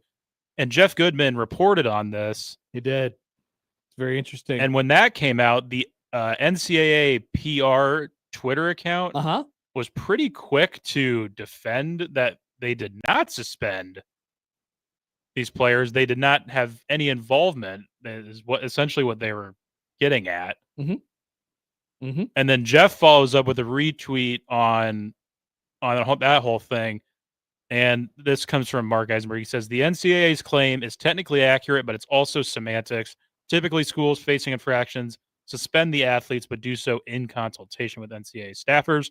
Bylaws create an incentive for schools to take action, even if it means sacrificing athletes. So it was kind of a forced. He's technically wrong. The reporting from Jeff Goodman was shockingly technically inaccurate. It was I thought it was just strange the whole way. But that's the way it goes, right? Yeah. Like you show contrition by firing people and suspending people and taking suspensions, so that the NCAA will be easier on you when they go through their infractions process. So yeah, it seemed like just some wording there, but people use it. I mean, I don't know if you could tell from Twitter. College basketball Twitter is mostly anti Jeff Goodman. Yes, these days, from what I could tell. So people use that as an excuse to bring up some other stuff and pile on, asking him if he looks good in orange and things like that. Great times. Can't wait for college basketball to come out. So yeah, not fun times for Wofford men's basketball over a $100 meal on campus. I am ready for college basketball to come back, because college basketball is mostly nonsensical, especially in things that happen on social media, which is fantastic. Thank you, Peter. It's almost here. That is the odd news, ladies and gentlemen. All right, noon hour. We are 2 hours down. We have a history lesson coming up. Brian Munson will join us. Our keys to the game will round out the hour. Marcus Blossom will join us at 1. We'll make picks. We are full the rest of the show, ladies and gentlemen, on a Friday on 1620 The Zone.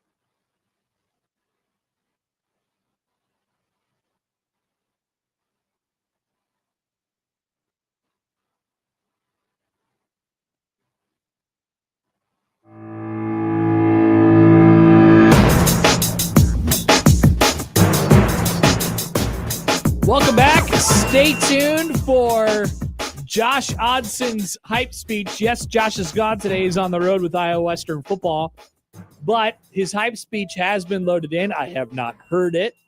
I did hear, well, I know he recorded it late last night, and he already had one in the can.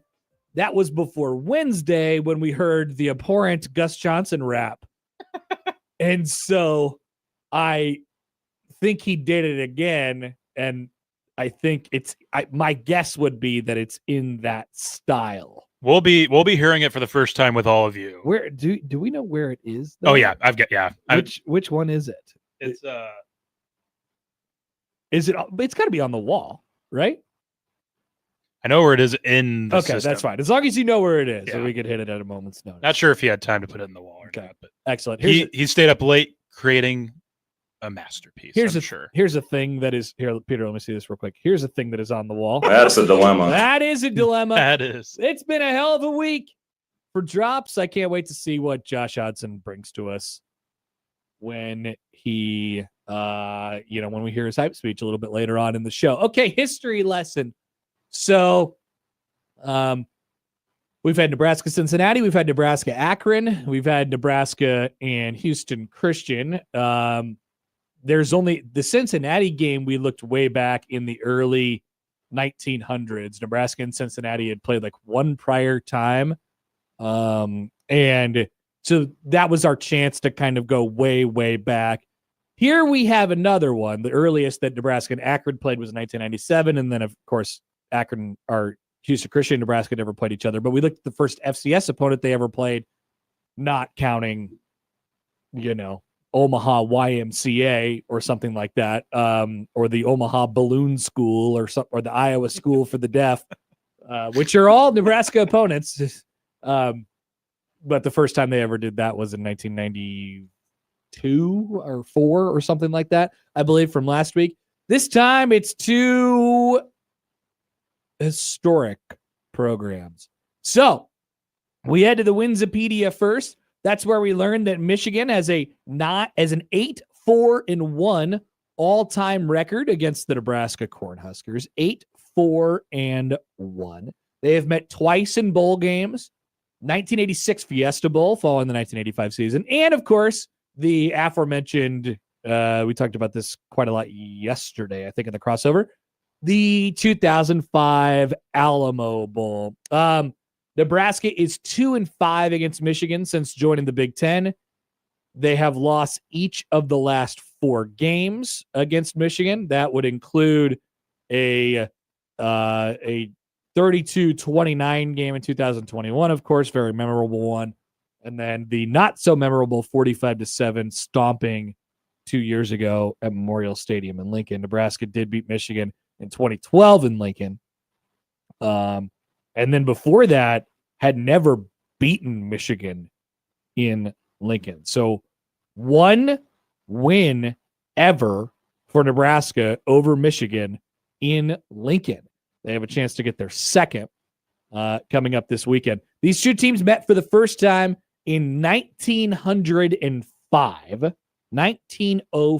to the tune of a 31-0 Michigan win.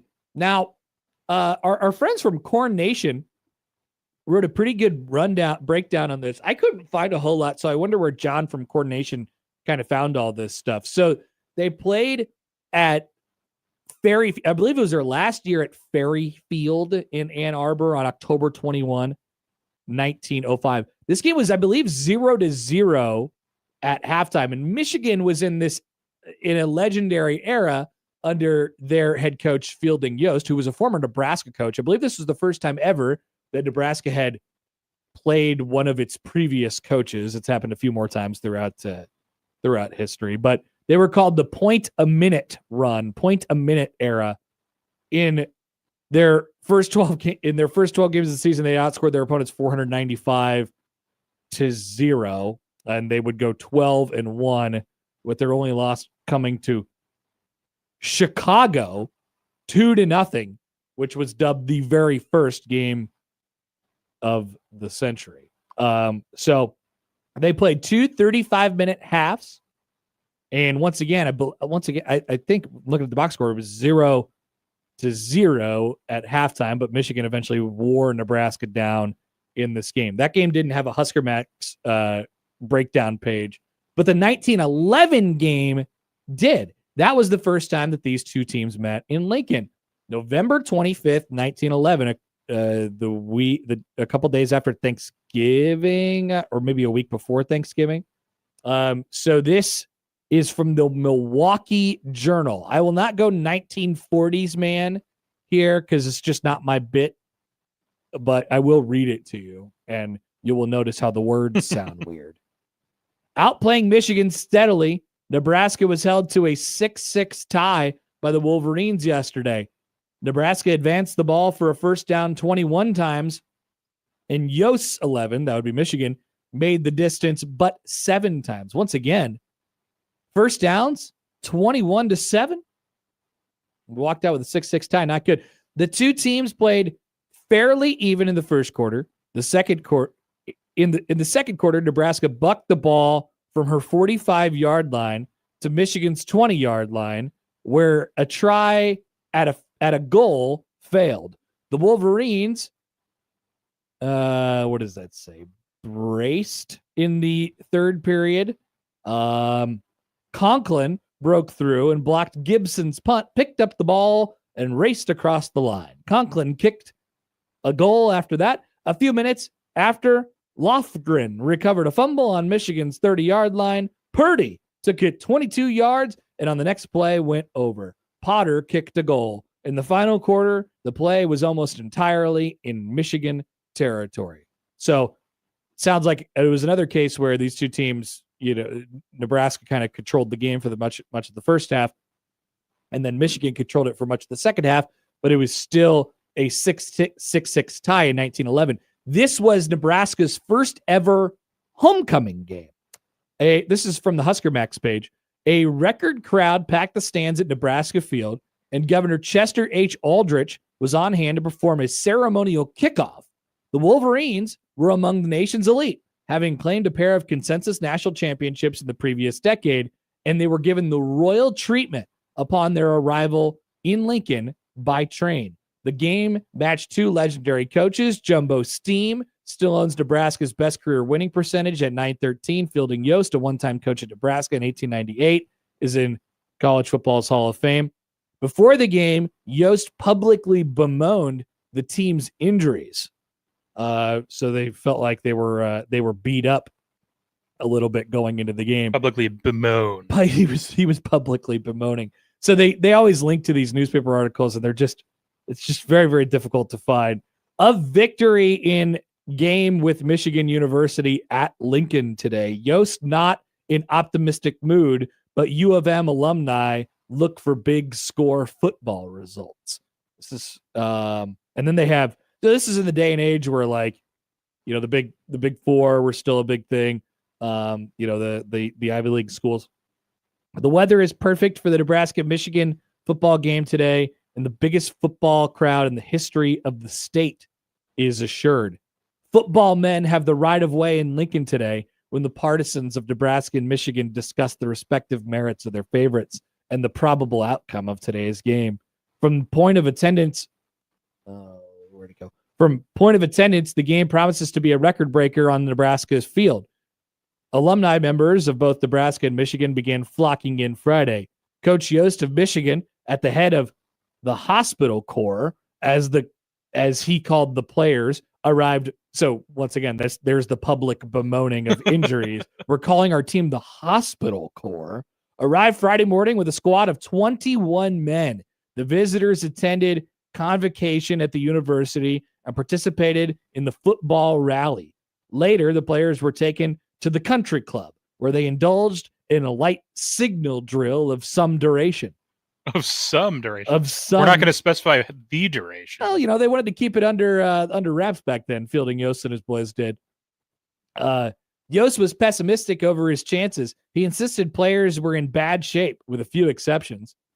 That two of his stars, Wells and Robles, were out of the game, and that Pontius was in no shape to play and is unlikely to enter. Michigan alumni who are in close touch with the visitors, however, indicated a willingness to make wagers that Nebraska would be beaten by not fewer than 21 points. Does that sound familiar at all, Peter? It sounds like Michigan fans right now. They're all saying, I will bet anything with you, or they're all making claims that they'll shove random things up their butts when Michigan doesn't win by 21 points. By the way, football season is back and people are back to doing that. Yost got his band of 21 herded together early in the evening and packed them off to bed. That was prior to the game. So there's your little primer. There was no podcasts, previews or YouTube videos of the game, but there was the short primer in the newspaper. And it basically is just a story about telling them how things went during that time. So shout out to a couple of these sources who, I love the Husker Max stuff. We say it every week. The Husker Max people, they have all the games throughout the history. And then this 1905 recap from Coordination was pretty solid. So good job by those guys putting this together. The inaugural meeting established what would become a historic, if infrequent, rivalry between two of college football's most storied programs. The history stands at Michigan leading 8-4-1 all time, but that first contest in 1905 showed that Nebraska, even in defeat, could compete with the very best teams in the country. So I think the point is here with their history, that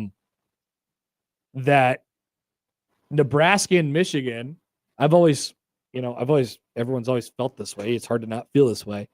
It's funny that Nebraska and Michigan don't have more all-time matchups, but you think about the way college football was and, the regionality of it and how, it was just kind of like that. Before Nebraska joined the Big Ten, these two teams, for the most part, lived in separate worlds. There was a game in Ann Arbor in 1917. There was a game in Ann Arbor in 1962. They played the Fiesta Bowl in 86. They played the Alma Bowl in 05. And then Nebraska joined the Big Ten in 2011. So before Nebraska joined the Big Ten, they had only met, 1, 2, 3, 4, 5, 6 times in 100 years. 6 times in 100 years before Nebraska joined the Big Ten. I guess it was 100 plus before Nebraska joined the Big Ten, about 106 before they met for that 7th time, which resulted in a 45-17 win for Michigan. Nebraska won in 2012, 23-9. Michigan, Nebraska won in Ann Arbor, 17-13. That was the pitch play, right? The Amir Abdullah doing some stuff in that game in 2013. And then Michigan has won each of the 4 games since by scores of 56-10. That was a Frost era disaster. It was, hold on, let me see if I can get to this here, Peter. It was quite the dilemma. That's a dilemma. Yeah. You thought I was going to go to the oh no disaster. I did initially think I was getting it ready and then oh no! Disaster! What a bad idea! Oh my goodness! But it is also a dilemma. 56-10. Oh. That's what I'd say. And then the close game in 2021, 32-9. And then the last 2 matchups have been very, very bad on the eyes. Michigan winning 34-3 in an ugly gray. I mean, it looked like a walkthrough for Michigan in 2022. Of course, that season had gone up completely off the rails. And then 2023, of course, Nebraska hosted Michigan and Matt Rule's first season, and they lost 45-7. They would have got shut out if not for a long touchdown run by Joshua Fleeks. And then they had a Sunday practice afterwards to prepare for a Friday night game, right? I believe it was a Friday night game against Illinois, and they got a couple goal line stands in that game and were able to win it. I think it was 20-7. So maybe it's the turning point, and maybe this one can be the turning point too. Regarding Josh's hype speech, Cody writes in, can you just play both? Actually, no, not anymore. Maybe Josh has them saved in his folder somewhere, but I think he he uploaded the audio onto the cart that already existed. Yes, he did. Yeah, we actually can't. So maybe I don't know. We'll see if he has it saved somewhere we could always revisit. I don't want to go snooping around in Josh's Yeah, folders. The 402, I think you should play both of his hype speeches since he works so damn hard on them, and then we could do a poll question on which one we like better. Once again, I just don't think we can anymore. We'll put Peter on the case and see if we can try and find it, but I'll do a little recon. Yeah. See if he could jump in there, or maybe Josh is listening right now, and he can tell us where it's located. By the way, I just got a message, and thanks for bringing this to my attention, Messenger on Twitter. So I've said at various points this year or this week, I was angry when Michigan came here in 2021 and they wore all white uniforms. I believe Michigan for their road uniform should always wear maize pants and white shirts and, the wing-tipped helmets. This week, their uniform selection has been released. They will be going with blue pants. Now, I don't know the history specifically. I don't know the history and tradition behind the blue, but I always felt like they were maize pants on the road and maize pants at home, and then you just change the jersey color from blue to white, depending on if you're at home or on the road. I don't know what Michigan fans feel. Actually, let's look through the comments. Let's see what Michigan feels like when they go to the blue pants. Okay, here we go. Big mistake. Big mistake. Let's see here. Yes, love it. Perfect for a business trip to Lincoln. Go blue. Clean. Yes, love it. Burn it with fire. Yeah. Back to back. That's usually how these go. Yep. Basically, we see a lot of those. So now in Michigan's last three visits here, 21, 23, and this year, you will see three different kinds of pants. You will see all the Michigan pants. So I don't know. I wish they would wear the maize because those really pop on television. But I'm sure Michigan will look good, and they'll come in thinking they will look good, obviously, as well. Okay, Brian Munson's going to join us here in just a couple minutes. We'll get caught up on recruiting with him, or our keys to the game coming up immediately following that interview. Our picks and Josh's hype speech, all coming up in the 1 o'clock hour. And we will also visit with Creighton Athletic Director Marcus Blossom at 1 o'clock. To talk about the big announcement at Creighton yesterday with all their beautiful, beautiful new facilities. We'll ask him how it feels to receive an unprecedented gift. Peter, you're on the internet sometimes. Before we get to Munson here, did you see the clips or do you watch the Matt Rule podcast where he was talking to Dave Portnoy yesterday? Oh, I did see a snippet of it. I didn't catch all of what. I don't know why. Was he on there for a long time? I think he was. I think he was just a guest of the pod. Well, I had no idea that was even happening. I didn't so either. when it crossed my timeline, I was very confused. Full disclosure, I do not watch the House Rules podcast. I don't listen to the House Rules podcast. I can't say I do either. It's interesting though that because Dave Portnoy has sort of been Mr. Michigan over the last couple of years. This is new, or it feels new for me. I don't know the history of Dave Portnoy, but he's a Northeast guy. Like, he's a Boston guy. I don't know where this Michigan thing came from. But so he had him on, and I appreciated in the clips that I saw. Matt Rule is basically like, "Hey, what do you think about this game?" And talking about his game, the game of the team he coaches, and the Barstool guy was like, "Look, man, I don't think you're good enough." And he's kind of doing a bit, and he's kind of not at the same time. Like, he'll just kind of tell him how it is. And they talked about Raiola a little bit. I saw another part that they were talking about Raiola, and Rule's been on this whole crusade about not doing the whole Patrick Mahomes thing with Raiola anymore, and so he gave him his spiel, and he was like, "Look, man, this guy's completing 80% of his passes, and he's got 8 touchdowns. He hasn't thrown a pick yet. He's getting us into the right stuff. He's going to be an NFL quarterback." He says all the same stuff he says to us on a weekly basis. And Portnoy was like, yeah, I get it. He's pretty good, but how could you not talk about the Patrick Mahomes stuff? So I don't know if Dylon's going to shake this. Maybe he can with a win on Saturday. Maybe the narrative and the storyline becomes a little bit different with him, but no doubt about it, he's going to have to deal with it until people get sick of it. Maybe we should be blaming Patrick Mahomes for this. Maybe that now Patrick Mahomes is becoming a little bit less famous because the Chiefs stink now. True. Maybe people do that less and less. I'm not sure. Or maybe that just makes it worse for Dylan. I'm not sure. We'll take a break. It is time to chat with Brian Munson. By the way, text from the 402. Dave did go to Michigan. That's his connection. I didn't know. Most Michigan fans don't go to Michigan.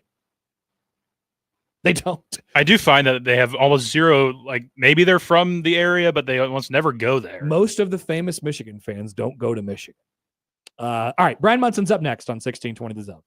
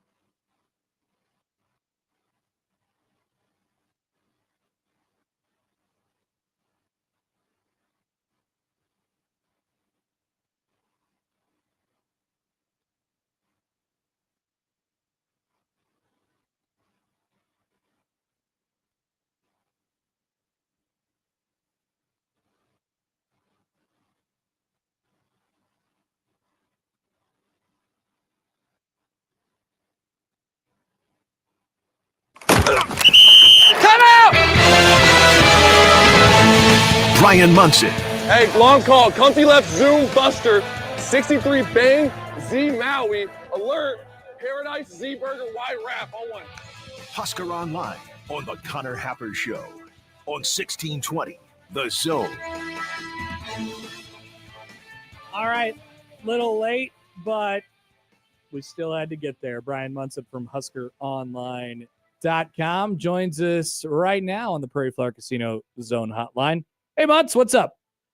What's up, man? Did you bump me for Sipple? No. Okay, so here's what happened. So we had to make room. The first thing I had to do was squeeze in Marcus Blossom, Creighton's athletic director. So we're doing that, and so then I had to move Sipple, and it turned out that Sipple his time wasn't going to work anyway, and he was doing a speech at like 11:30. So I moved him to 11, knowing that so I guess you kind of did get bumped for Sipple, but there was like a long line of secession before that. Bad guy. Oh my goodness, he's a Columbus guy. And we know that we can count on you because you're flexible, right? I'm pretty flexible. I'm not going to lie to you. I'm pretty flexible on Friday. It just today even more so, just because I'm just getting back off some business travel and just wrapping some things up this morning. But yeah, I've been hearing about this game in Lincoln on Saturday, and I've been kind of in pregame mode now for the last 24 hours or so. I know. I'm getting ready to go. I think this is about as big of a game as you and I are talked about, that we feel good. Hopefully you feel as good as I do about it, but I think Nebraska's got a real shot this weekend. Yeah, I mean, just on that real quick, before we get to the recruiting part, I've been mentioning this to everybody throughout the week. We haven't got a ton of these weeks where, not everything's on the line, but it's early enough in the season where, all the goals are still out there in front of you. You have a marquee type of program. It's a home game. Like, the stars are kind of aligning. Just this is just a big week, and you're seeing that reflected in recruiting. But I'm just excited that we get the game. No, I totally agree with you. I think this is the kind of game that I think you and I talked about it when we were given like our, give me your guess, give me how many wins they're going to have, whatever. This is the game I think everybody had circled as like the pivotal game of the season. I mean, you win this game, I think 8 and 9 games almost becomes like a certainty. Then you start getting into USC, Minnesota, and Maryland, and then those are like the next group of games that you're sitting there going, okay, now one at a time. Like how do you kind of navigate those next 3 and feel good about them? But I think this was really the first one, and it's really the first true test. I think Cincinnati's turned out to be a better team than what we all kind of felt like they were too. But I think the nation's figuring out they're a pretty good team, and I think though that this is really that first team against a blue blood program, a Big Ten program that Nebraska hasn't fared very well against, and this is looking like maybe the tables might be finally turned and lining up a little bit more for the Huskers this time. Yeah, and like we said before, I think there's a ton on the line from a football perspective. I think there's probably a little bit more on the line from a recruiting perspective, it seems like, as well. You're just kind of at that point where it's year 3 and you're throwing a bunch of guys in this weekend. Like, losses actually mean a lot in recruiting now than in the first 2 years. I think what you're getting at is exactly what I tried to hit on in Tunnel Talk, and that is that in previous years, and I would say even like Scott Frost got into a habit of doing it, and I think that Riley and Pelini also did as well, that when they brought in these recruits and then they lost, they could use it as like, we're close. We need you to get over the hump. We're short on talent. You're the kind of guy that we need to kind of build your program. That's not a selling point that you want to just keep going back to. And at some point, it shows that you just can't clearly kind of get around the corner, and that you're not really kind of set up just to run. And I don't think Nebraska right now, with where they're at with the 2027 group, where they have this amazing start with Trey Taylor and Pittman and Erickson already in the class, and sitting number 3 in the Rivals on 3 team rankings. I don't think they want to start having to make excuses with those guys this early in the season. I think they want to take and show that they're fully in charge and control their own destiny, that they're that capable of a team this season. And I know that I've heard Sip on the podcast say, like, it's not a must win. I disagree. I think that when you bring in 35 recruits for, 2027 guys in particular, this would be the time that they're going to come see the games before they start to come in for the junior days and the spring practices and then the official visits. This is a must win in that regard, because it's not because of your season. It is for recruiting, because I don't think you're going to have a chance to get several of those guys back on campus if you lose that game. And that's essentially where the angle in which I'm coming from. But it's a massive weekend on both fronts, and Nebraska really could springboard themselves ahead with the 27 or 28 guys that are going to be there in town this weekend. Yeah. So what are the highlights? It's a huge weekend. What are you sort of watching for at the top of the billing of the recruits this weekend?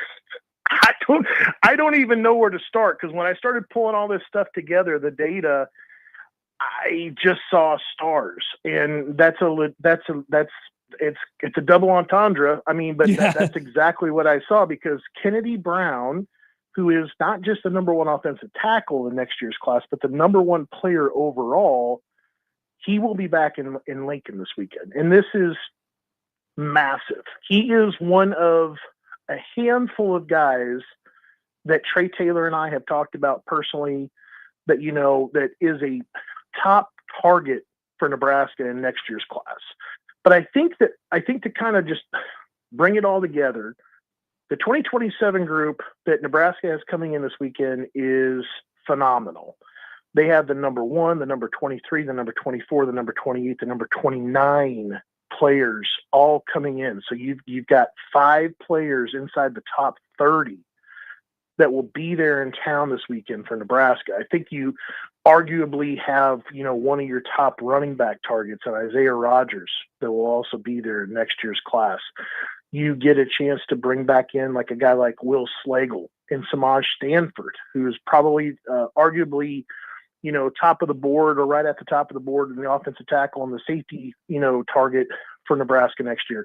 DeVay Williams comes back. He's obviously one of those top 30 guys that I had mentioned before, but Nebraska hosted him in June and tried to sell to him then, hey, since you're a California guy, why don't you come back and see us when we play against USC later this fall?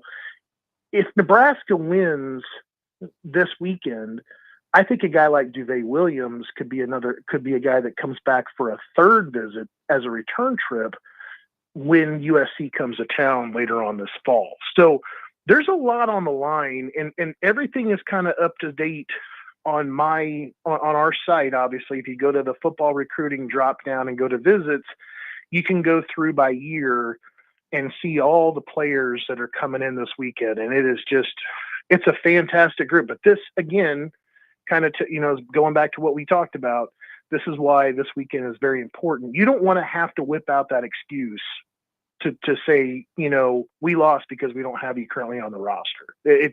You don't want to do that this weekend. You want to be able to take a step forward and go, these are the things we're going to be capable of doing. We're only going to get better. That's why you need to come join us. Are Nebraska's committed quarterbacks going to be on campus this weekend? Yes, Mr. Trey Taylor will be there, but Mr. Raiola will not. But Taylor, Taylor's a guy that, first of all, Dayton is a guy that people can connect with. He's not as active of a guy online. He's not as active of a guy like even when he's in town or talking to players. Trey, on the other hand, I kind of called him like this unbelievable ambassador of Nebraska football, with the fans, with the recruits, all of it. And he's really a master of this pedestal that he's in, this opportunity that he has currently to be like the next quarterback in Nebraska as part of the 2027 class. So he will be in town, and he obviously played a role like with the other two 2027 commits in Pittman and Erickson, even though those guys were in-state guys, they all felt a connection to him. So, and he's connected to several of these guys, including Kennedy Brown, the number 1 player in the 2027 class.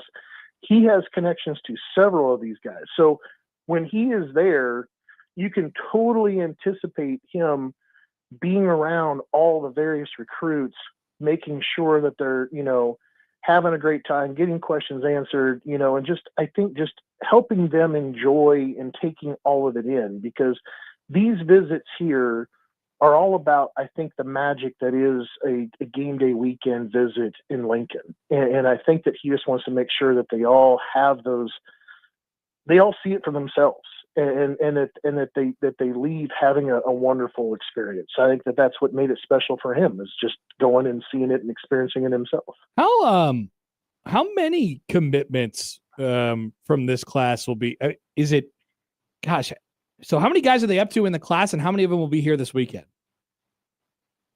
So they're up to 12. 12. Okay, yeah. 12. And let me see here. You don't have Dayton. So from on Husker Online right now, if you go to that visits tab, like you said, it says 8 of the 12 commits will be here this week. I was working it backwards to see. So DeVayon Bonwell Whitty won't be there. Raiola won't be there. Denny Odom won't be there. So there's three of the 4. And I'm missing one. I think it's an offensive lineman. Ainsworth, the Mississippi tackle. So there's your 4 that we're not anticipating seeing in Lincoln this weekend. Yeah, that's pretty good numbers. I mean, if you're trying to gain momentum for 27 and beyond, probably no better guys to have on campus than basically the full crop of committed guys for 2026, right? And man, they got a lot of stars coming in for 27. I think really this is becoming like when you and I sat down and kind of like timeline and swim and like put up swim lanes for who are really like the important like people in class and whatever, I think you would still keep the 2026s included. I think the 2028s would kind of be there, but at kind of more at the tail end. I think the meat, basically the demographic that you're trying to get to right now are those 2027s. Yep. I think this is really laying all of the groundwork for you to possibly get them back again this fall, or get them in for a junior day, or get them kind of thinking more and more about getting there for a spring visit, and ultimately to get back for an official visit. This is a very important time for that group of juniors, because just how everything else is accelerated to the left, and they don't take those official visits anymore in the fall of their senior years, you've got to establish a relationship now, if not before, to hopefully have any chance at all to get those guys to come back for official visits. You and I just know this, because whenever they brought in like a guy, like a new name for an official visit in June, the likelihood that they're going to get a commitment from him is just very slim, just because there's just not enough established kind of feeling and experiences, and didn't really get to know anything enough about Nebraska. This is what fills in those gaps. No doubt about it. Brian Munson from HuskerOnline.com. You can check out all the recruiting coverage there. His section in Tunnel Talk today. Munson, enjoy your weekend. Congrats on the win last night. Although I don't know, you might not feel very great about it, but a win's a win. It was well. So 2 wins last night. Buffalo wins, and my son got called up to varsity. Played some snapper last night on special teams. Congrats! Knocked off the number 3 team in the nation. Had not lost a regular season game since 2021. So down goes North Crowley, and Rockwall moves to 2-2, ready for district play. Dang, well done. Congratulations. All right, Munson, good night for you, and I hope you have a good weekend too. Do the same, buddy. Talk to you soon. Brian Munson from HuskerOnline.com. When we come back, our keys to the game. This feels like one of the games where everything's a key, right? Just because the margins are so thin. Pretty much. I had a couple I want to highlight. Don't forget, Marcus Blossom will join us at 1. We'll be back on the Connor Happer Show on 1620 The Zone.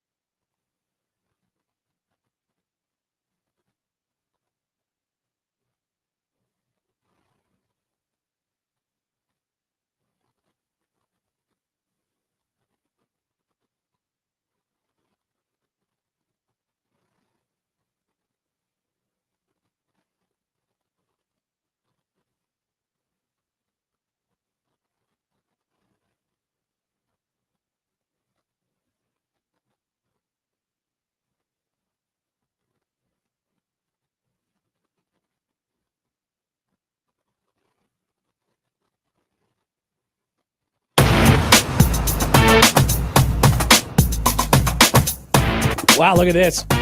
Nebraska basketball just tweeted out a picture of Bryce McGowan's and Trey McGowan's. They're back in town working out. Trey McGowan's has, like, he's got some hair now. He grew it out. Trey McGowan's. Let's take a look at this. Yeah, check it out at Husker MBB on Twitter. It says the McGowan's Bros handshake meme link in Nebraska. Oh, he does. Wow. Trey. Last time we saw Trey, he was riding out to start a fight with a scooter. Remember that? Yeah. Great times. Great times. I wonder, isn't that the, what do they call it? The opening night? It is tonight. Is that tonight? I wonder if that maybe they'll make an appearance of that. You know what? You're probably right. I bet they will. Are they still doing that? Gosh, I should really know this. Are they still doing that in the rail yard? I think so. Okay. To my knowledge. That was their big thing last year. I think it said Canopy Street. Okay. That would be in the rail. I think, yeah, should be rail yard. Okay. M. Pickley says midnight maddening us. Not midnight madness. Midnight maddening us. Also, Plaquette says kind of a nibble to GBR hoops before extreme honking. Just stick around for the next 10 minutes. Question from Brian. If we can't run the ball, say for like under 60 yards, and they run for 160, can we still win? I mean, sure, but it just gets increasingly unlikely. I think Nebraska will use the run as to keep Michigan honest. I don't know how much success they'll have with it. I don't know if I love like the look of that part of Nebraska's game right now. Well, I mean, you have liked it over the last 2 weeks, but just going back to the Cincinnati game. So we'll see. Maybe it's gotten, quite a bit better since then, but I can't trust Nebraska to really go wild on the ground. But who knows? Maybe they bust off a couple big runs and that number starts to balloon quickly. All right, to the keys to the game. Let's start with, I mentioned this yesterday. We're calling this the Blitz Bowl.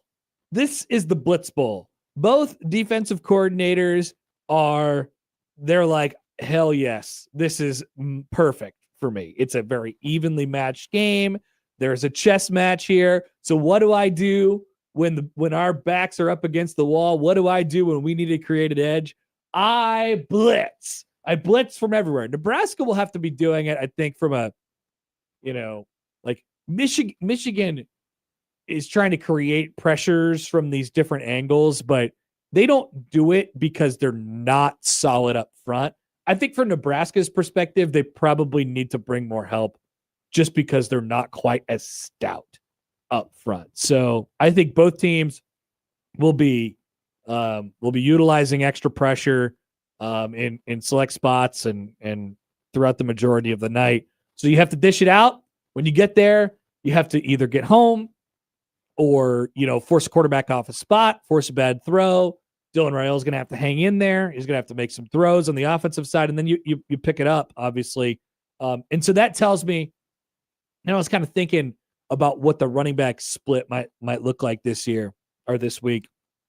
And, Mosey has really done a pretty nice job in the short passing game and the screen passing game. I think Nebraska can have some success there this week, but at the same time, you can't necessarily put him in the game if you don't feel great about him from a pass pro perspective. Emmett has that clear advantage over his other couple running backs in the running back room right now. So I'll be curious to see what that spread looks like and how much they play Emmett, because if you base it off of the first game, it's going to be basically all Emmett. So we'll see. Key number 2, whole go magic. Whole go magic. Talked about this with Brian Christopherson. Do people forget that Dana Holgorsen is Nebraska's offensive coordinator? This is the type of game that he was built for. It is evenly matched. You need to scheme up some things in some areas. It is I cannot wait to see what gets unleashed here. I don't think it has to be any kind of special packages. I don't think it has to be any kind of trick plays. I know you guys are really into special packages these days. Poll question, are you into special packages? You We really like Latif. I just don't. I don't think that's gonna. I don't think it's gonna happen. Maybe I'll be proven wrong there, but this is about Dana Holgorsen doing what Dana Holgorsen does best. And Dana Holgorsen is not a good offensive coordinator because he schemes up good individual plays. He's a good offensive coordinator because he knows how to call a game and he plays into everyone's strengths on the offensive side of the ball. So this is time for Holgo magic. I think Nebraska's wide receivers will show up well in this game. They might have an advantage there. We talked about offensive and defensive line. Do they have the advantage in the trenches? Almost for sure not. Michigan's a little bigger and a little more experienced everywhere on both the offensive and defensive line going up against the other side. But Nebraska might have an advantage both when they're on defense and when they're on offense on the outsides, outside of the numbers. I think, hopefully we don't have to rethink this, but I do think Nebraska's wide receivers are pretty good. They'll be able to create some separation this week. So I think their wide receivers will show up well, and they'll use some whole go magic to your advantage. And key number 3 is let it rip.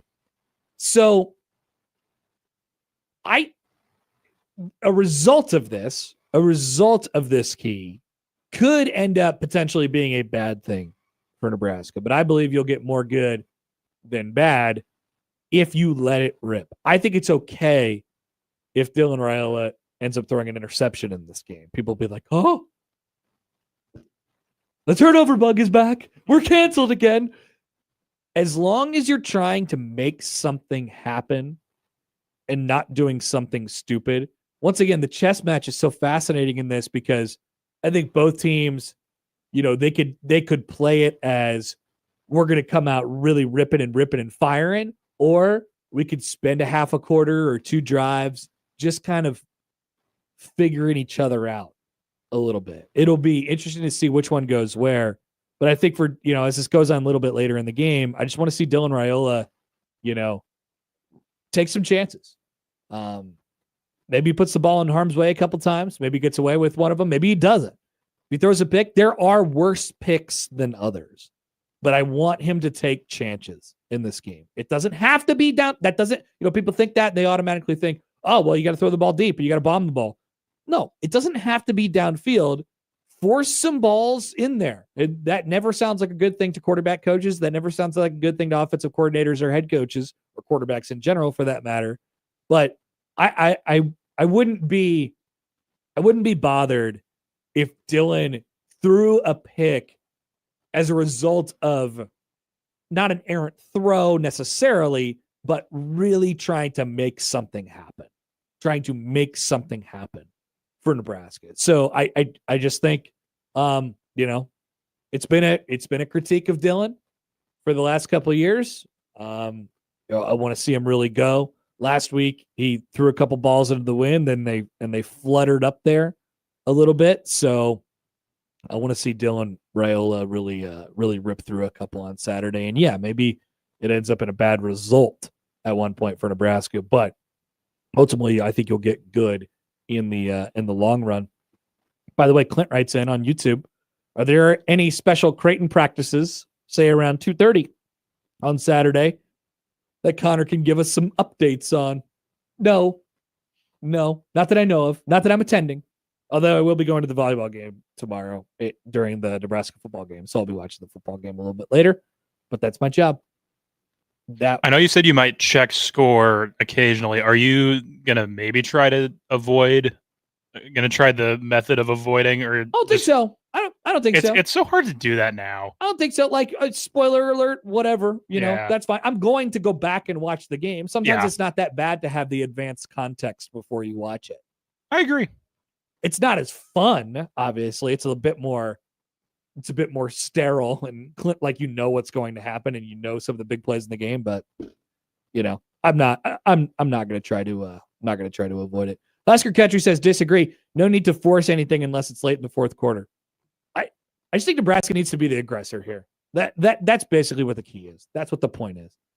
I just think Nebraska needs to be the aggressor in this game to say, we're going to take it to you because we believe we're good enough to beat you, and not just say, oh, well, we're going to, try and take our chances when we could take them and we'll score when we get opportunities to and minimize and all this stuff.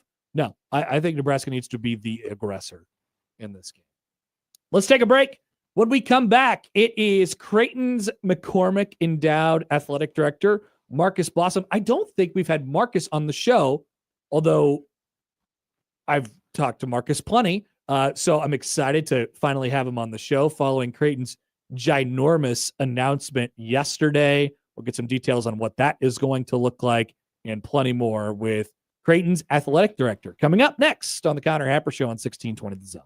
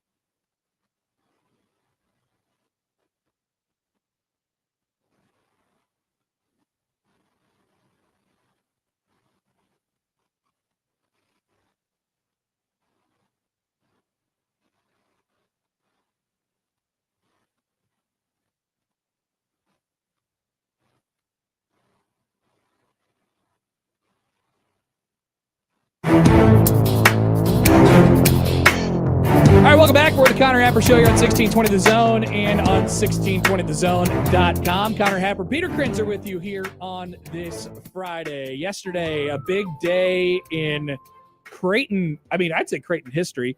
A initiative as known as the Fly Together project, a $300 million donor-funded initiative, will do far more than enhance athletic facilities. It will do a lot of things for Creighton University. So let's talk with the athletic director, Marcus Blossom.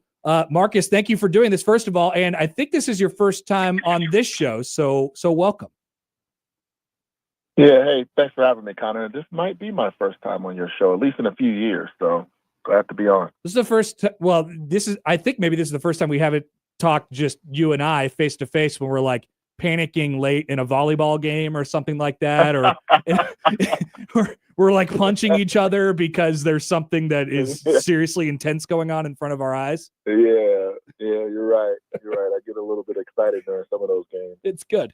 It's a good thing, man. How just tell us your how yesterday was, to finally get to announce this project to everybody that's going to transform, the look of not just your athletic department, but campus as well.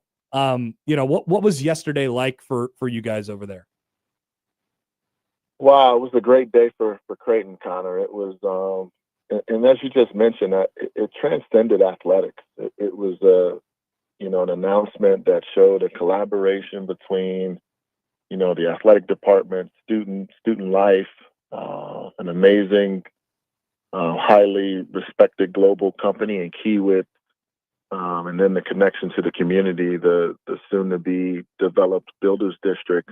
I just think to combine all of those entities into a project that benefits so many, I can't think of another school doing something like this. So I think it was just a fantastic day for Creighton. So you wrote this in the newsletter that everyone got this morning, and I'll read people part of it. It says, "I recognize that initiative of this scale may seem counter to national trends. Across the country, many athletic departments are focusing on their resources almost exclusively on revenue sharing or NIL opportunities for student athletes.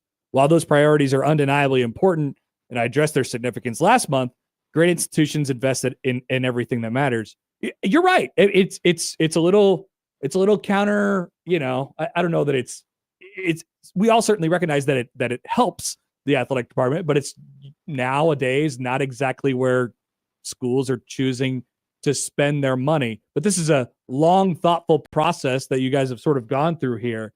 But the importance of, not only the athletic department, the facilities that your school has at its fingertips, but also the look of it too, I feel like is important. What does that do? You don't have to compare it to what it might mean compared to NIL, but I would assume it's just all encompassing for everybody down there, and the importance kind of knows no bounds. Yeah, I think as the leader of the athletic department, Connor, you have to worry about the present and the future at the same time. So when I spoke about that's counter to national trends, oftentimes you see the worry about today and maybe what's going on next year. And we do that, and we do that, regularly with passion and intentionality, trying to raise, NIL dollars, trying to raise dollars to keep Coach X or Coach Y, and trying to, maybe get enough resources to be able to charter and do those things.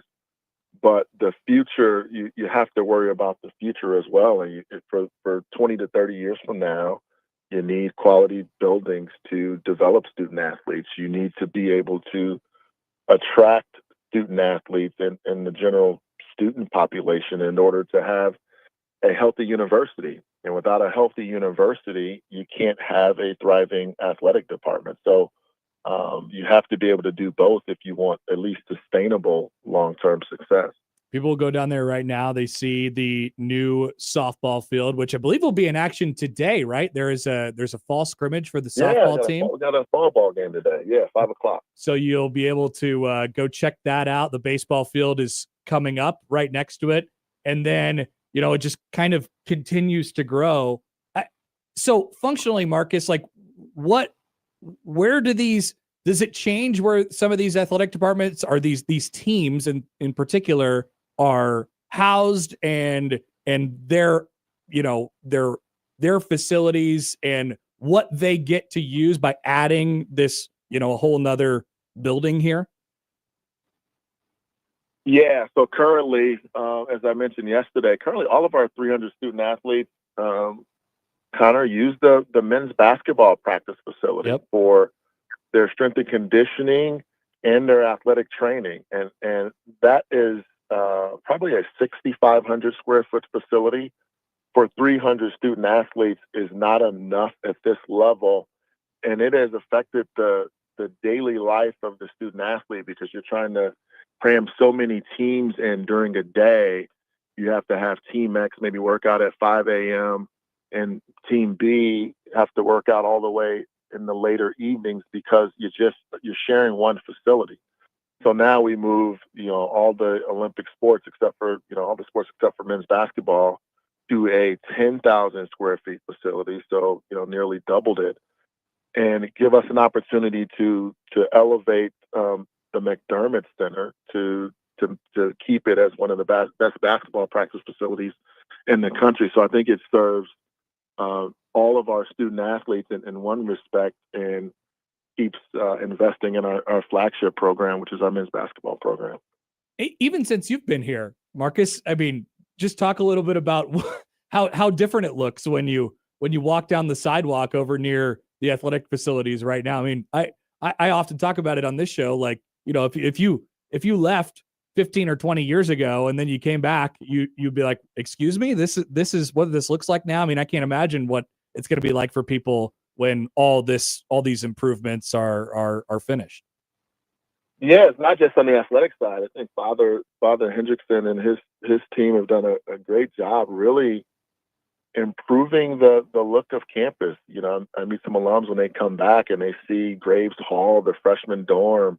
They see the Jesuit residence. They see what we're doing with the new quad that's going to be in the center of campus. We have a sophomore residence, being constructed right next to the softball field. So these investments, is to make sure this place continues to be an attractive institution for high quality students that we can keep generating graduates just like Charles Hyder. Charles Hyder is a graduate of Creighton. Obviously his family with Scott and Cindy, they grown to love Creighton and they had a great experience here. So we have to continue to give our students great experience so those students can keep eventually investing in the university they love. Marcus Blossom, Creighton's athletic director, is with us here on the Connor Happer Show.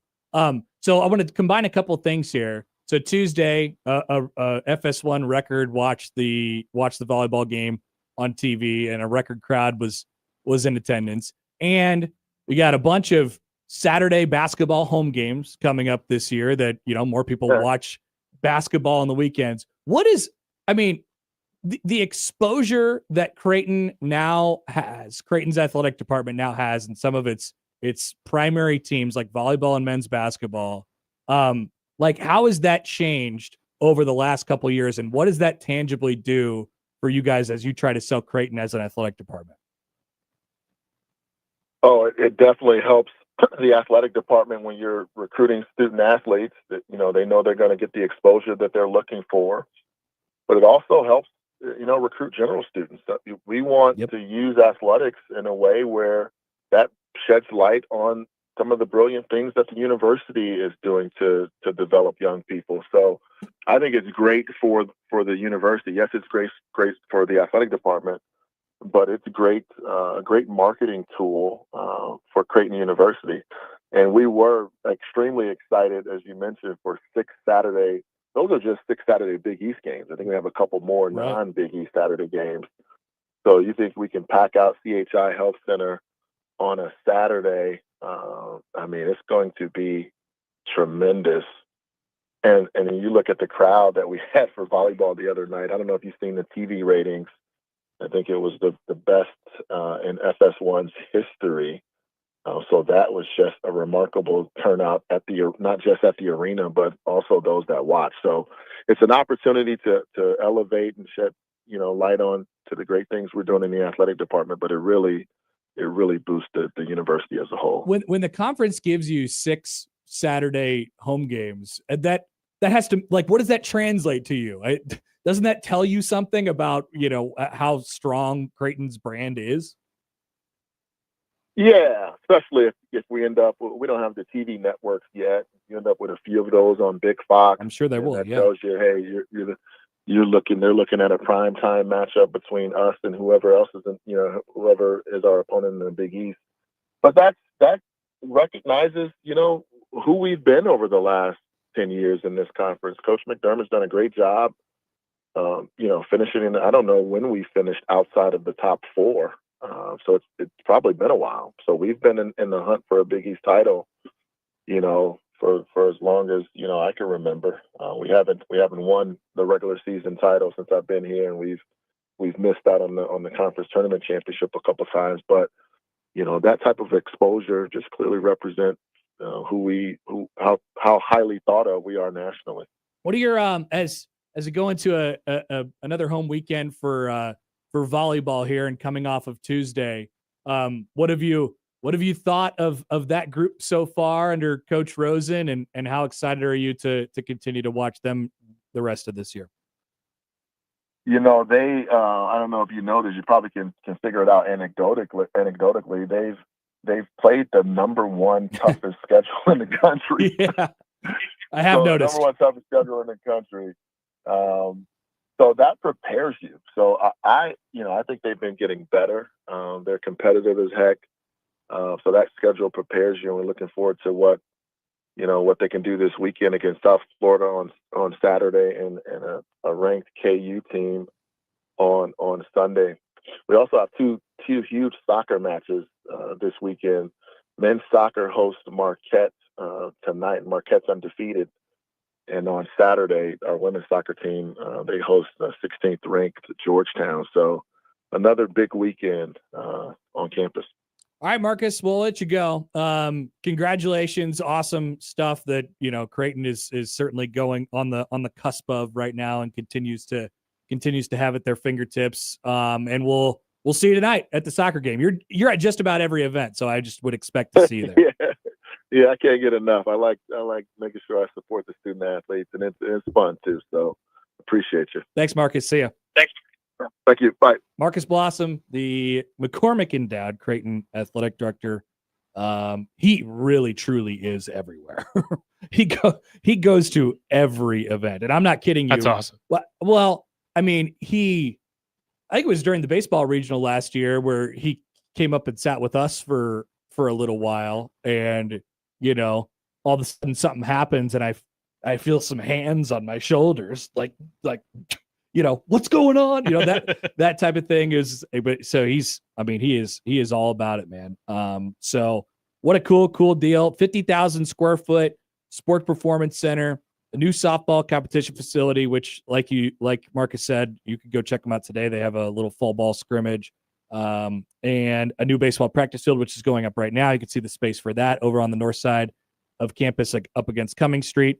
And then a shared team facility for baseball and softball will go in a new building, and they will upgrade the Ruth, the McDermott Center, which will become basketball only, the Ryan Center, and then DJ Sokol Arena as well. It's going to improve the look, the feel, and obviously the facilities and the spaces that the student athletes get to use as well. So without further ado, let's take a break, and we'll come back with our picks for the weekend. Appreciate Marcus for joining us today, and we'll be back after this on 1620 The Zone.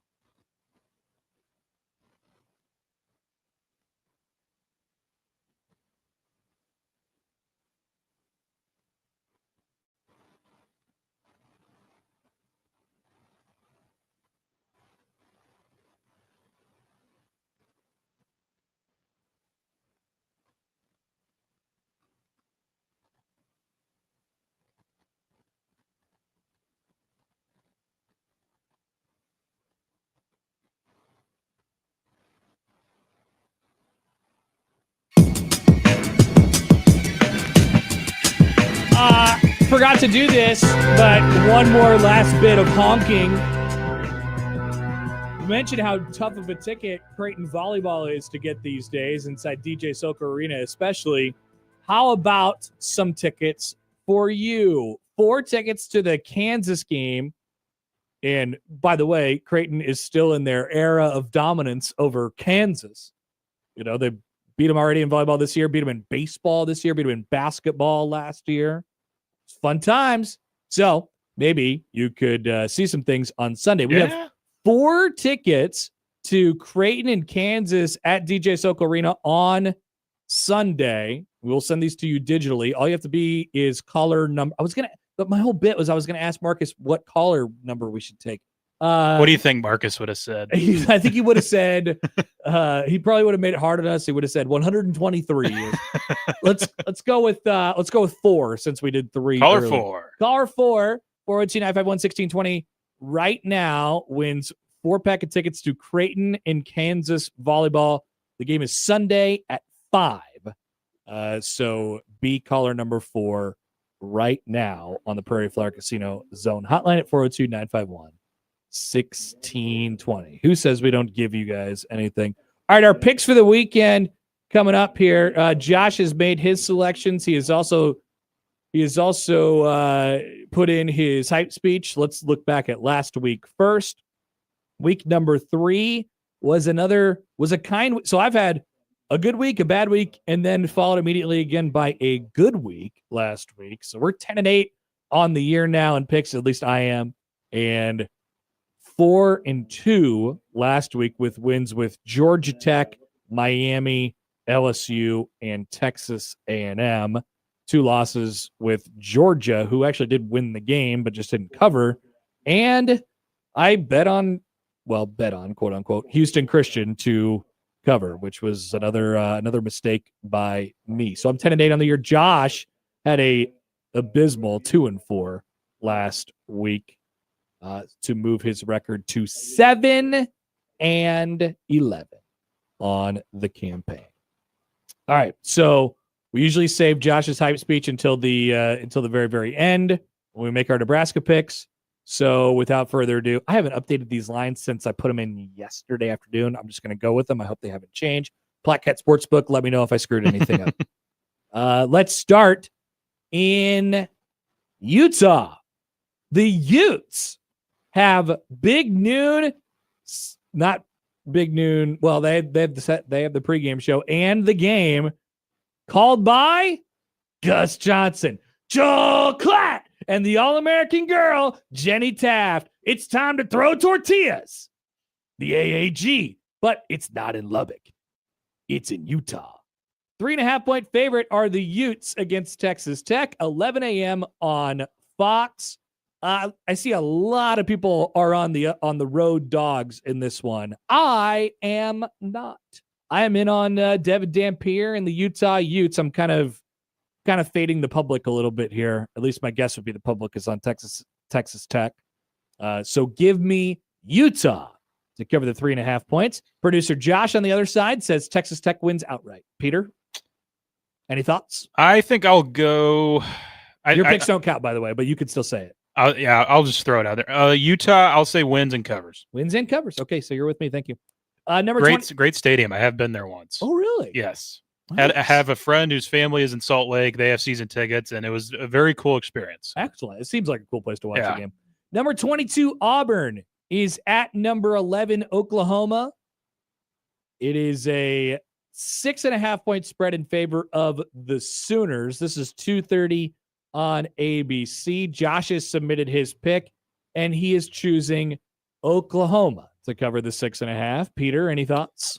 I like Oklahoma to win. I think Auburn covers. I think maybe 3-point gap here. I'm in on Oklahoma this year. I like what they got going with Mateer at quarterback. Their defense is pretty salty. And as I've said before on this show, I have a rule: never pick Auburn. I just don't do it. Stay away from I don't pick Auburn to do good things ever. So I would certainly never bet any money on them.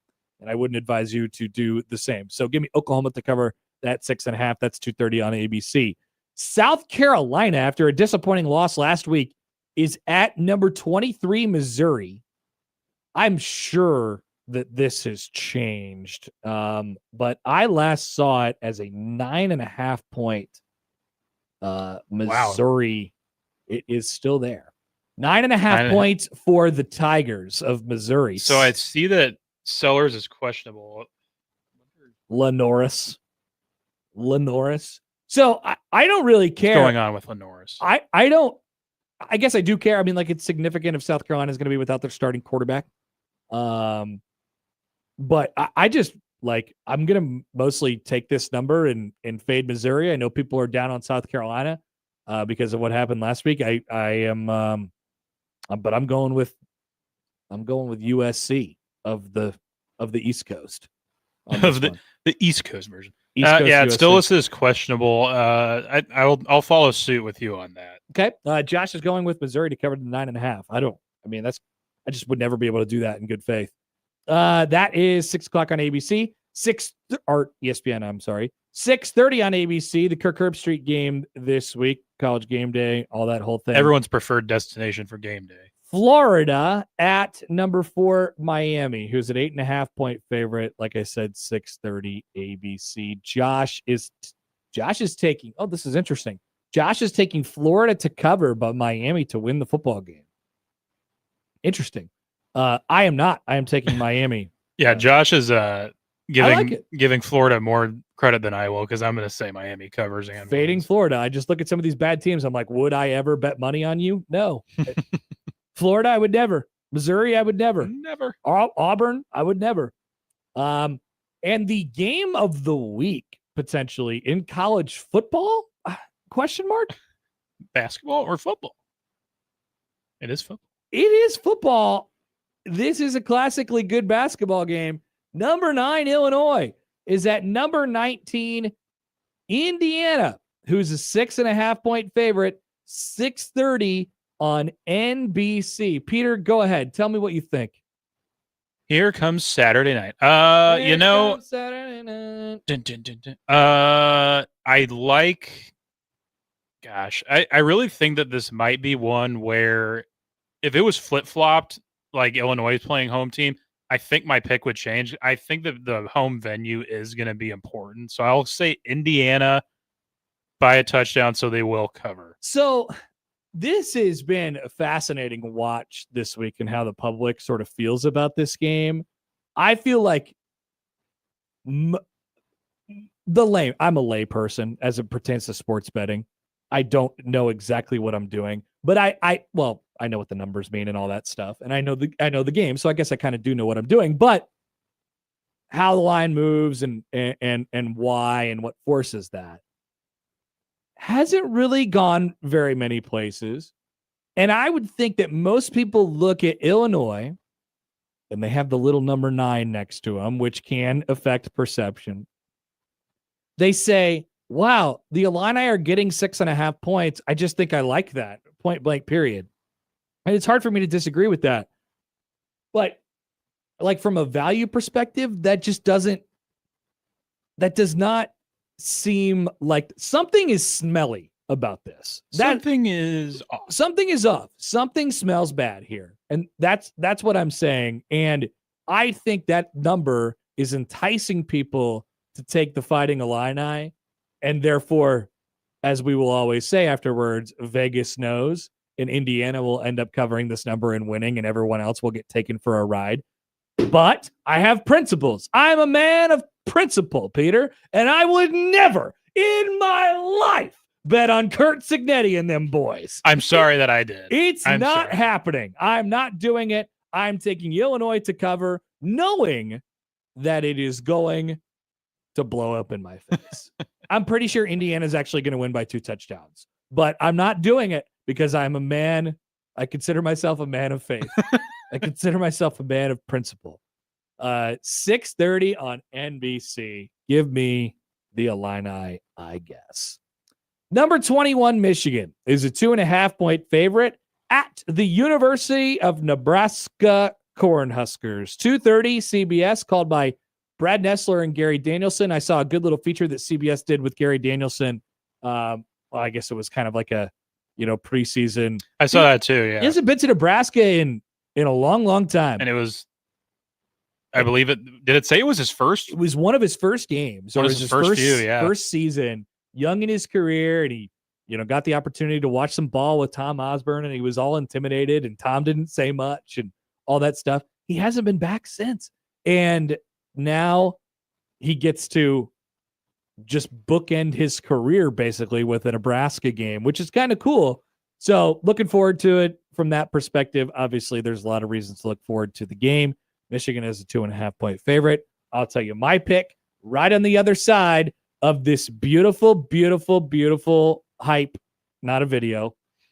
I don't know what's in this. Well, we're hearing it with you. I don't know what's in this, but here is what Josh has to say.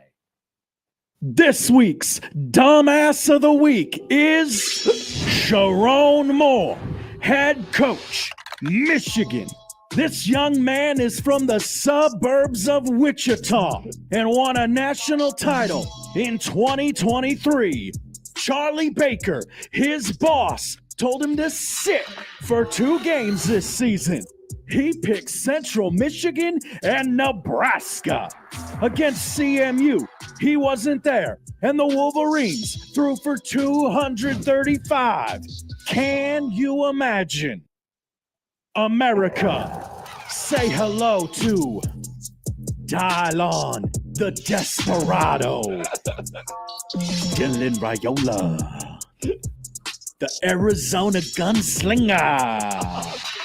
He doesn't let the ball linger. He's a true Heisman ringer. Ain't I a great singer? What? Now let's talk risk. Would you risk it all to be great? Because I'm pushing all my chips in tomorrow. What? Going for broke. What? Betting the farm. What? Risking it all. What? Putting it all on red. Sure, the 95 team will be there, and that's good for them. Give them their flowers. We're not talking ghosts of 97 this week. We're focused on the future for a change. Because a dub tomorrow would send Big Red into the stratosphere. Don't you want to be the team that blasts this thing off? Don't you want to be the team that gets it done for a change? Don't you want to be the team that shuts the haters up? Don't you want to be the one to silence the naysayers faster than Jimmy Kimmel? Then sell out for a win. Give it everything you got. Go out there like McLovin and tell Big Blue what time it is. It's our time. No excuses. You're at home. You're 3-0. 5-star quarterback. Old gray lady set to go off like a powder keg when Bud leads the Skurs out the tunnel, holding more belts than a tailor on prom night. Give them a reminder of who you are. Digging holes and taking souls. Bryce, baby, you're gonna need an Undertaker Saturday. Because these black shirts are gonna knock your ass in the dirt. Leave no doubt. Show no mercy. They say you can't do it. They said Bud couldn't do it either. They laughed at him. And they're laughing at you too. Taylor Llewellyn says you can't do it. And he doesn't get the respect of having his name said correctly this week. Tom Brady, Derek Jeter, these are Michigan men. Pretty boys who are more inclined to leave you with a fruit basket and cab fare. Their coach didn't even bother to show up for this. They think you're a layup. Wreak havoc all day and send them back to Ann Arbor at 2-2. Nebraska 38. Michigan 34. Go for the throat. Go from undesirable to undeniable. Make them talk about you. Oh my Wow. Wow. Oh, so it was both. It was both. It was the hype speech and the Gus Johnson rap combined seamlessly, might I add, into one. How are we supposed to do the rest of the show now? There is no rest of the show. That's the point, Peter. It's over. I mean, I have to make a pick. I'll do that. It doesn't matter anymore. We'll take a break and then we'll leave. This is why we do it at the end. This is why we do it. That's Josh Oddson, ladies and gentlemen. That's Josh Oddson. And unreal. Yep. So you guys should all tweet at Josh right now. Give him his flowers. Also, I'm glad I left him an extra couple minutes because that was 4 minutes and 10 seconds. We've never had a hype speech that long before. Great job. Also, excellent job by him to make various references to things that have happened throughout the week. You know, topical issues such as Jimmy Kimmel, which is great. Very topical. The SEAL team. Well, now it says Nick Team SEAL. It used to be SEAL Team Nick. All-time hype speech. Could have used more sword sounds in the second and third act, though. I agree. Shout out to Ian, who made that possible because he just like isolated the swords and the beat for us and took out the Gus lyrics. But Josh did a very, very, very good job with that. I said, Josh, here you go. This is for you. I'd like to make a selection. It is Nebraska to win the football game by a lower score than what Josh has. 26-21. 26-21. Nebraska wins 4-0. All bets are off. Bye week next week. Bud Crawford celebration. You know, that whole thing. It's going to be a different time around here. Times are changing. The chips are in. Peter, do you think Nebraska is going to win? I do, and I'm going to go 27-24. I think it might be. I think a lot of people are going to pick Nebraska to win. I mean, most of the people that I've seen from around here are picking Nebraska to win, for the record. So, I don't know. When is that ever backfired? Very interesting. When has that ever backfired? Definitely never. Never. I can't remember a single time. All right, quick timeout. We have a poll question, or we have one poll question. I think with a singular that we could get to. We'll tell you what to watch when we come back on 1620 The Zone.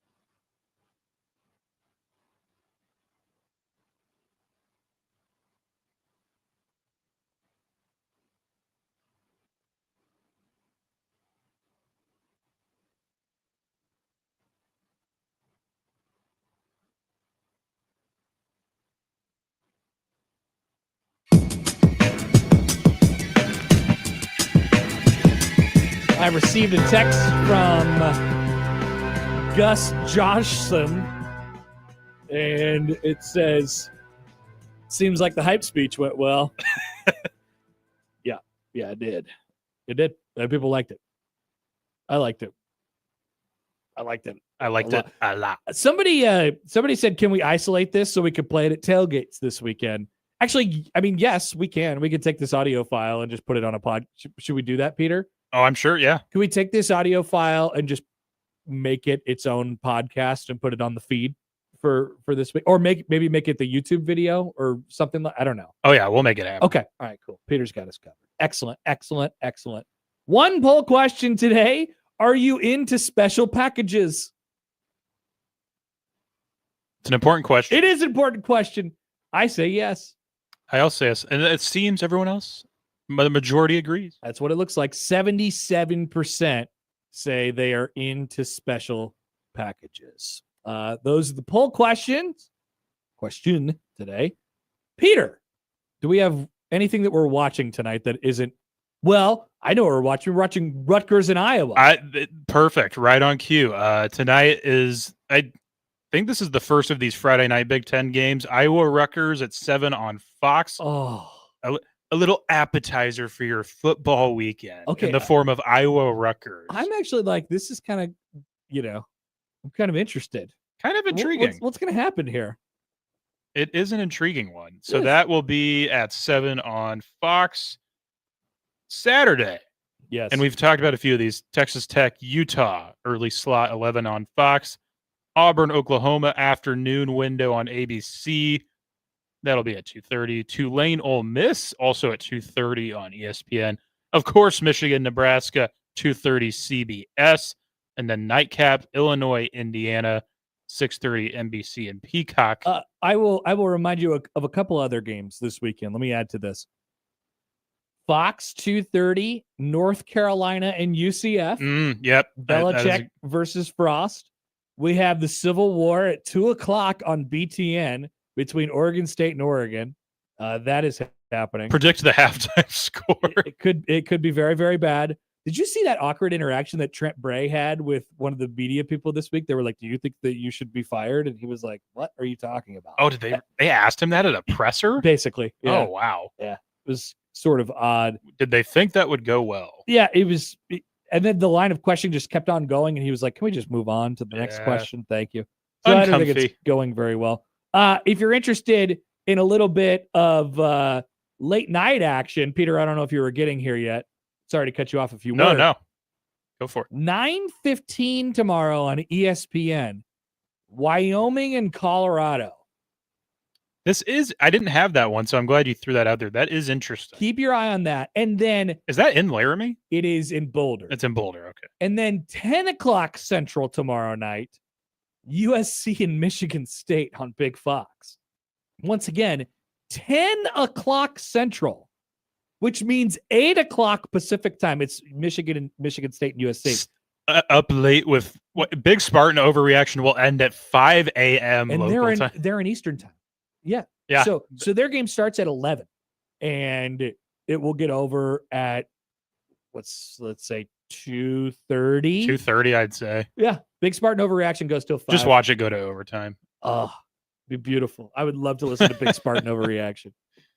And then as for NFL on Sunday, the local games, CBS at noon will be Vikings Bengals. You want to see Jake Browning? I just saw that somebody predicted him for him to throw for a lot of yards. Yeah, passing leader of the week was predicted for Jake Browning. So who knows what will happen there? Very noon game on Fox, Packers, Browns. Not great. Probably not. Probably not going to be great. No. Afternoon, we've got Cowboys, Bears, 3:25 on Fox, and the Sunday night game, Chiefs, Giants, 7:20 NBC, yuck, Peacock. And I'll throw yucky. Yucky to that. I will throw this out there in between all the football. If you want to go see a movie, HIM, the movie comes out today. Actually, it's about a quarterback. It's a horror movie. I saw it last night. I'm not gonna lie, not great. I'm not gonna lie. Why are you telling people to go to it, Peter? Well, if they were curious, I was just gonna say check it out for yourself. But I will say, if you were thinking about going, don't go. I would say you could probably wait for streaming. Who is the star of the movie? I don't even know who the guy. Him. I've never. I've never heard of the guy that plays the lead.